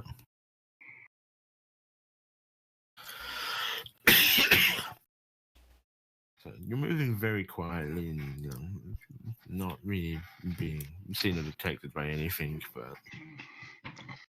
you don't see the orcs or any encampment until you almost step right into them. I was gonna say, does Kosh see anything? Where's your is Kosh not hanging out? I probably would have left him back at the camp. Okay. Let me roll perception as well for Droop. So.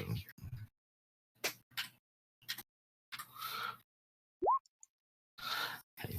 Yeah, you're about to sort of step out of the trees when Droop sort of lunges forward and sort of grabs both of you by the arm, sort of stopping you. I was gonna say, he could have also grabbed our tails, because we both have tails. Yeah. Well, that's true. He grabs both of you, stopping you from walking forward, and let me go ahead and bring you over here.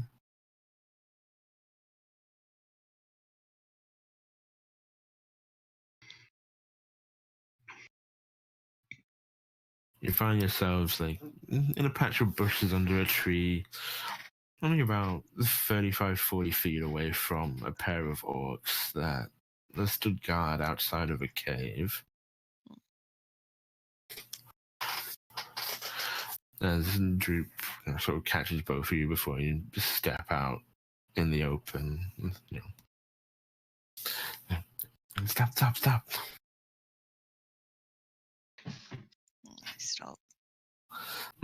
He sort of points out ahead of you in the direction of the two orcs, and as you look where he's pointing, you see them both leaning up against the rocks.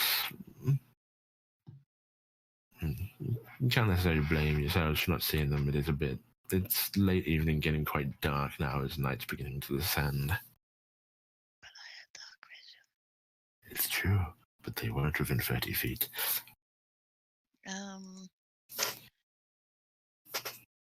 Yeah, but my dark vision goes to 90 feet. That's even better then. Still, it is dark. You get distracted by morsels. But yes, the Droop points out to you. You can see them quite clearly ahead of you. You can see a cave disappearing behind the two of them.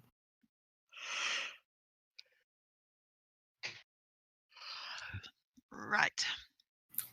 Let's go get Pock and fill the entrance to the cave with fire.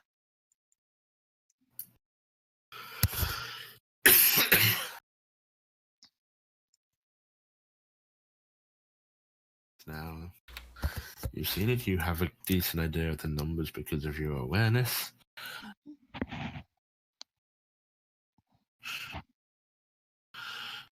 So now we need to fuck off.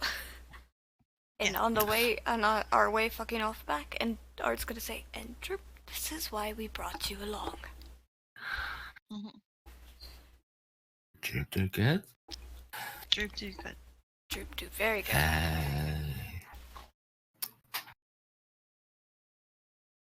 Does this mean Droop doesn't have to bathe? Only if you give Birdman a hug after 2 days. I mean, Sedge isn't going to tell anyone to bathe. He's still covered in dragon blood. Exactly. But Art's telling Droop specifically to give Diero a nice hug around the leg after 2 days of not bathing. Yep. You could feel Theros' disapproving gaze from beyond the veil. No idea what you're talking about.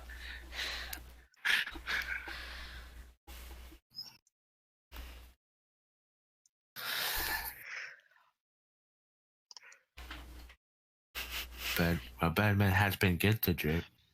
Birdman has been good to Droop, and thus he deserves a hug. Usually hugs involve stabbing. No stabby thing in hand. Just hug right around the leg. No stabby. Droop can do that. Good. So, turns you and you'll head back off into the woods, then away from the orcs. Back to your camp where the others have set up a small fire. And,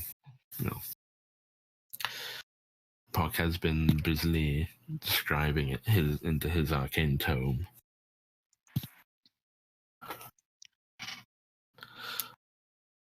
So you can inform the others of what you've seen, what you've figured out with your awareness.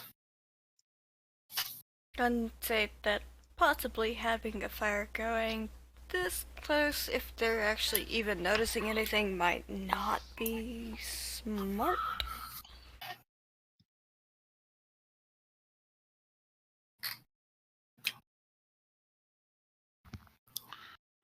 We'll build a tent around the fire so they can't see.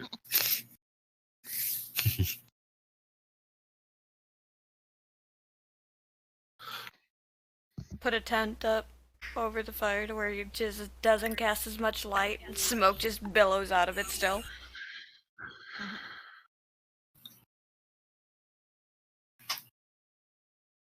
Well.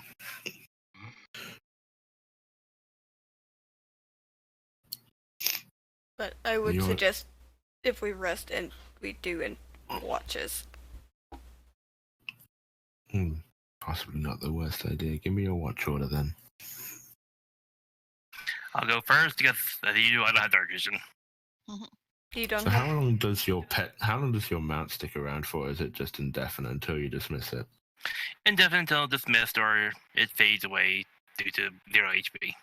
Yeah. Alrighty. It also has dark vision. Indeed, so it can take perception. It can take watches with you. Because I sent you a stat sheet, so you know what it's rolling against. Yep. And to be honest, it probably has better perception than you too. It does. Most things have better perception than art. Except Droop. Droop's rolling at a -1 with me. We don't need to Droop be... is not wise or smart.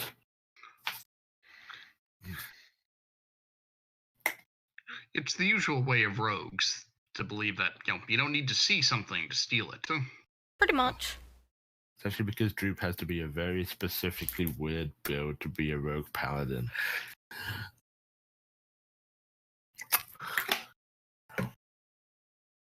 He's gonna, once he gets level 5, he's gonna out DPS all of us. If he survives that long, yes. We will not let Droop die. Droop will die. Oh. It is just a matter of time. That he'll just get bored and leave. True. Probably. I think life has been more exciting for him now than it has been in the last few years. But yes, watch orders, please. Who's first? I said it'll be. Sarah will take part of the first watch. Saroth plus Panfog on the first watch. Who's taking second? I can take second watch, I guess. I can take second. Whatever. I can take second watch with the arrow and just annoy the crap out of him. I hope your perception's good. Okay, and who is on third? I believe that leaves Pock, Ruin, Sesh, and Droop. Yep. Lay a few the nearby area, and then can take some card shift, I guess. Well, do you want early So- evening, middle of the night, or pre-dawn? I Probably don't care. middle of for me. I'll do whatever.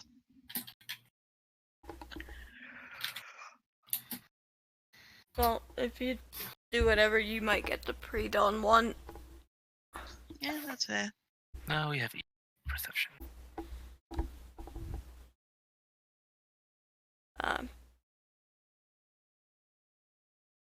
Where would Ruin like to be? Which watch? Ruin will be watching all night. I can take the last one. Okay.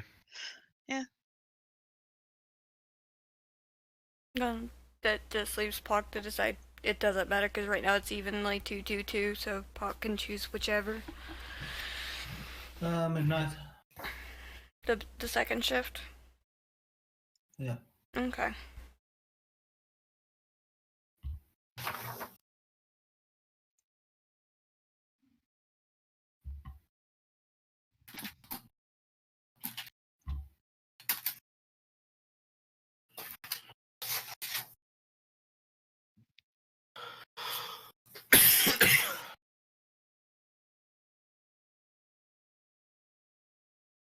Well, I said 2-2-2. Okay.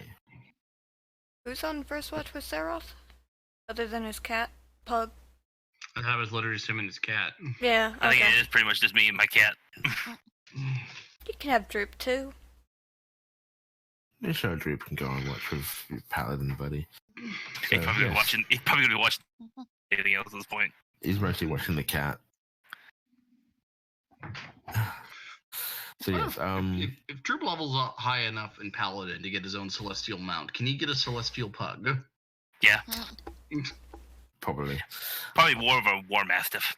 Yes. Anyway, Sarah, go ahead and please roll perception for both yourself and your Panfog.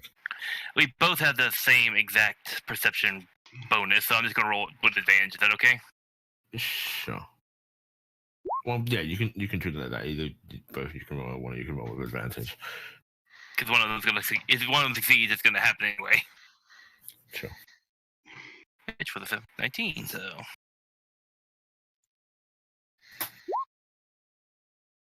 Group within 11. So. It's a little while into your watch before you start hearing noises out in the dark woods around you. And you hear sort of sounds almost like the buzzing of wings. You see your moorbound sort of pops his head up, sort of looking around from side to side before, turning its head off one way into the woods, where you can just make out several large, almost insect-like creatures coming toward you. Stealth will certainly shout a warning at that. With you shouting a warning to alert the rest of your camp, I believe that is where we will pick up next time. Oh god, we're gonna die to giant mosquitoes.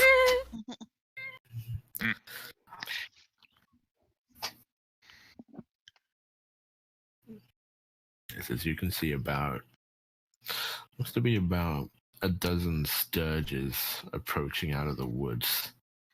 Sturges? My Sturgeons? god. I don't know what those things are, but I don't even know Oh what god, I was right. They are. It is the giant mosquitoes.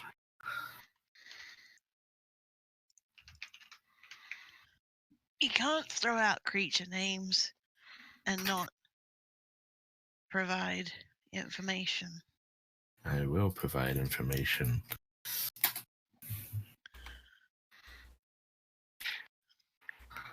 Yeah, I literally. Motherfucker. Yeah. And as I said, they drain blood. That's all I remember about them. What happens if you don't have blood? They they just drain- bump they- against you. They find something to drain, trust me. I guess they're gonna be draining oil then. I think that will kill them.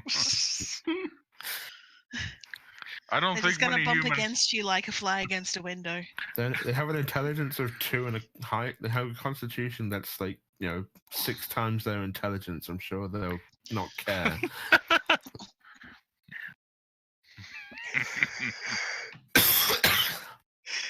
Like, I don't care if this is bad for me. I'm gonna do it anyway.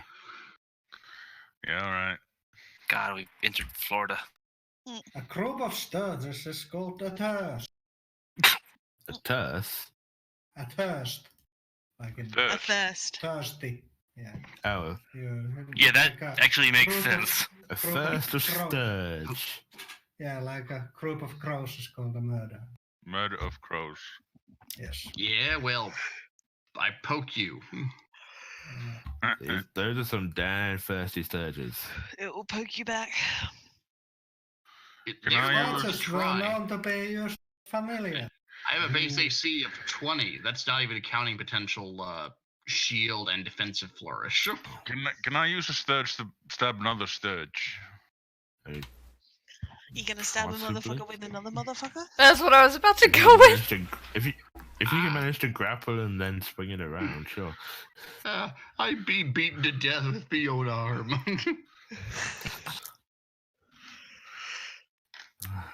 I'm kicking my ass. Do you mind? Yeah, that's the other sort of go-to image for a sturge. Yeah. I don't know which one of them is worse. Probably the bottom one. Yeah. But it seems to have that sort of main thing going on. The bottom Yeah. one looks like someone stuck the head of a hedgehog on it. Yeah. And gave it a long snout. Yeah, Uh, like anteater.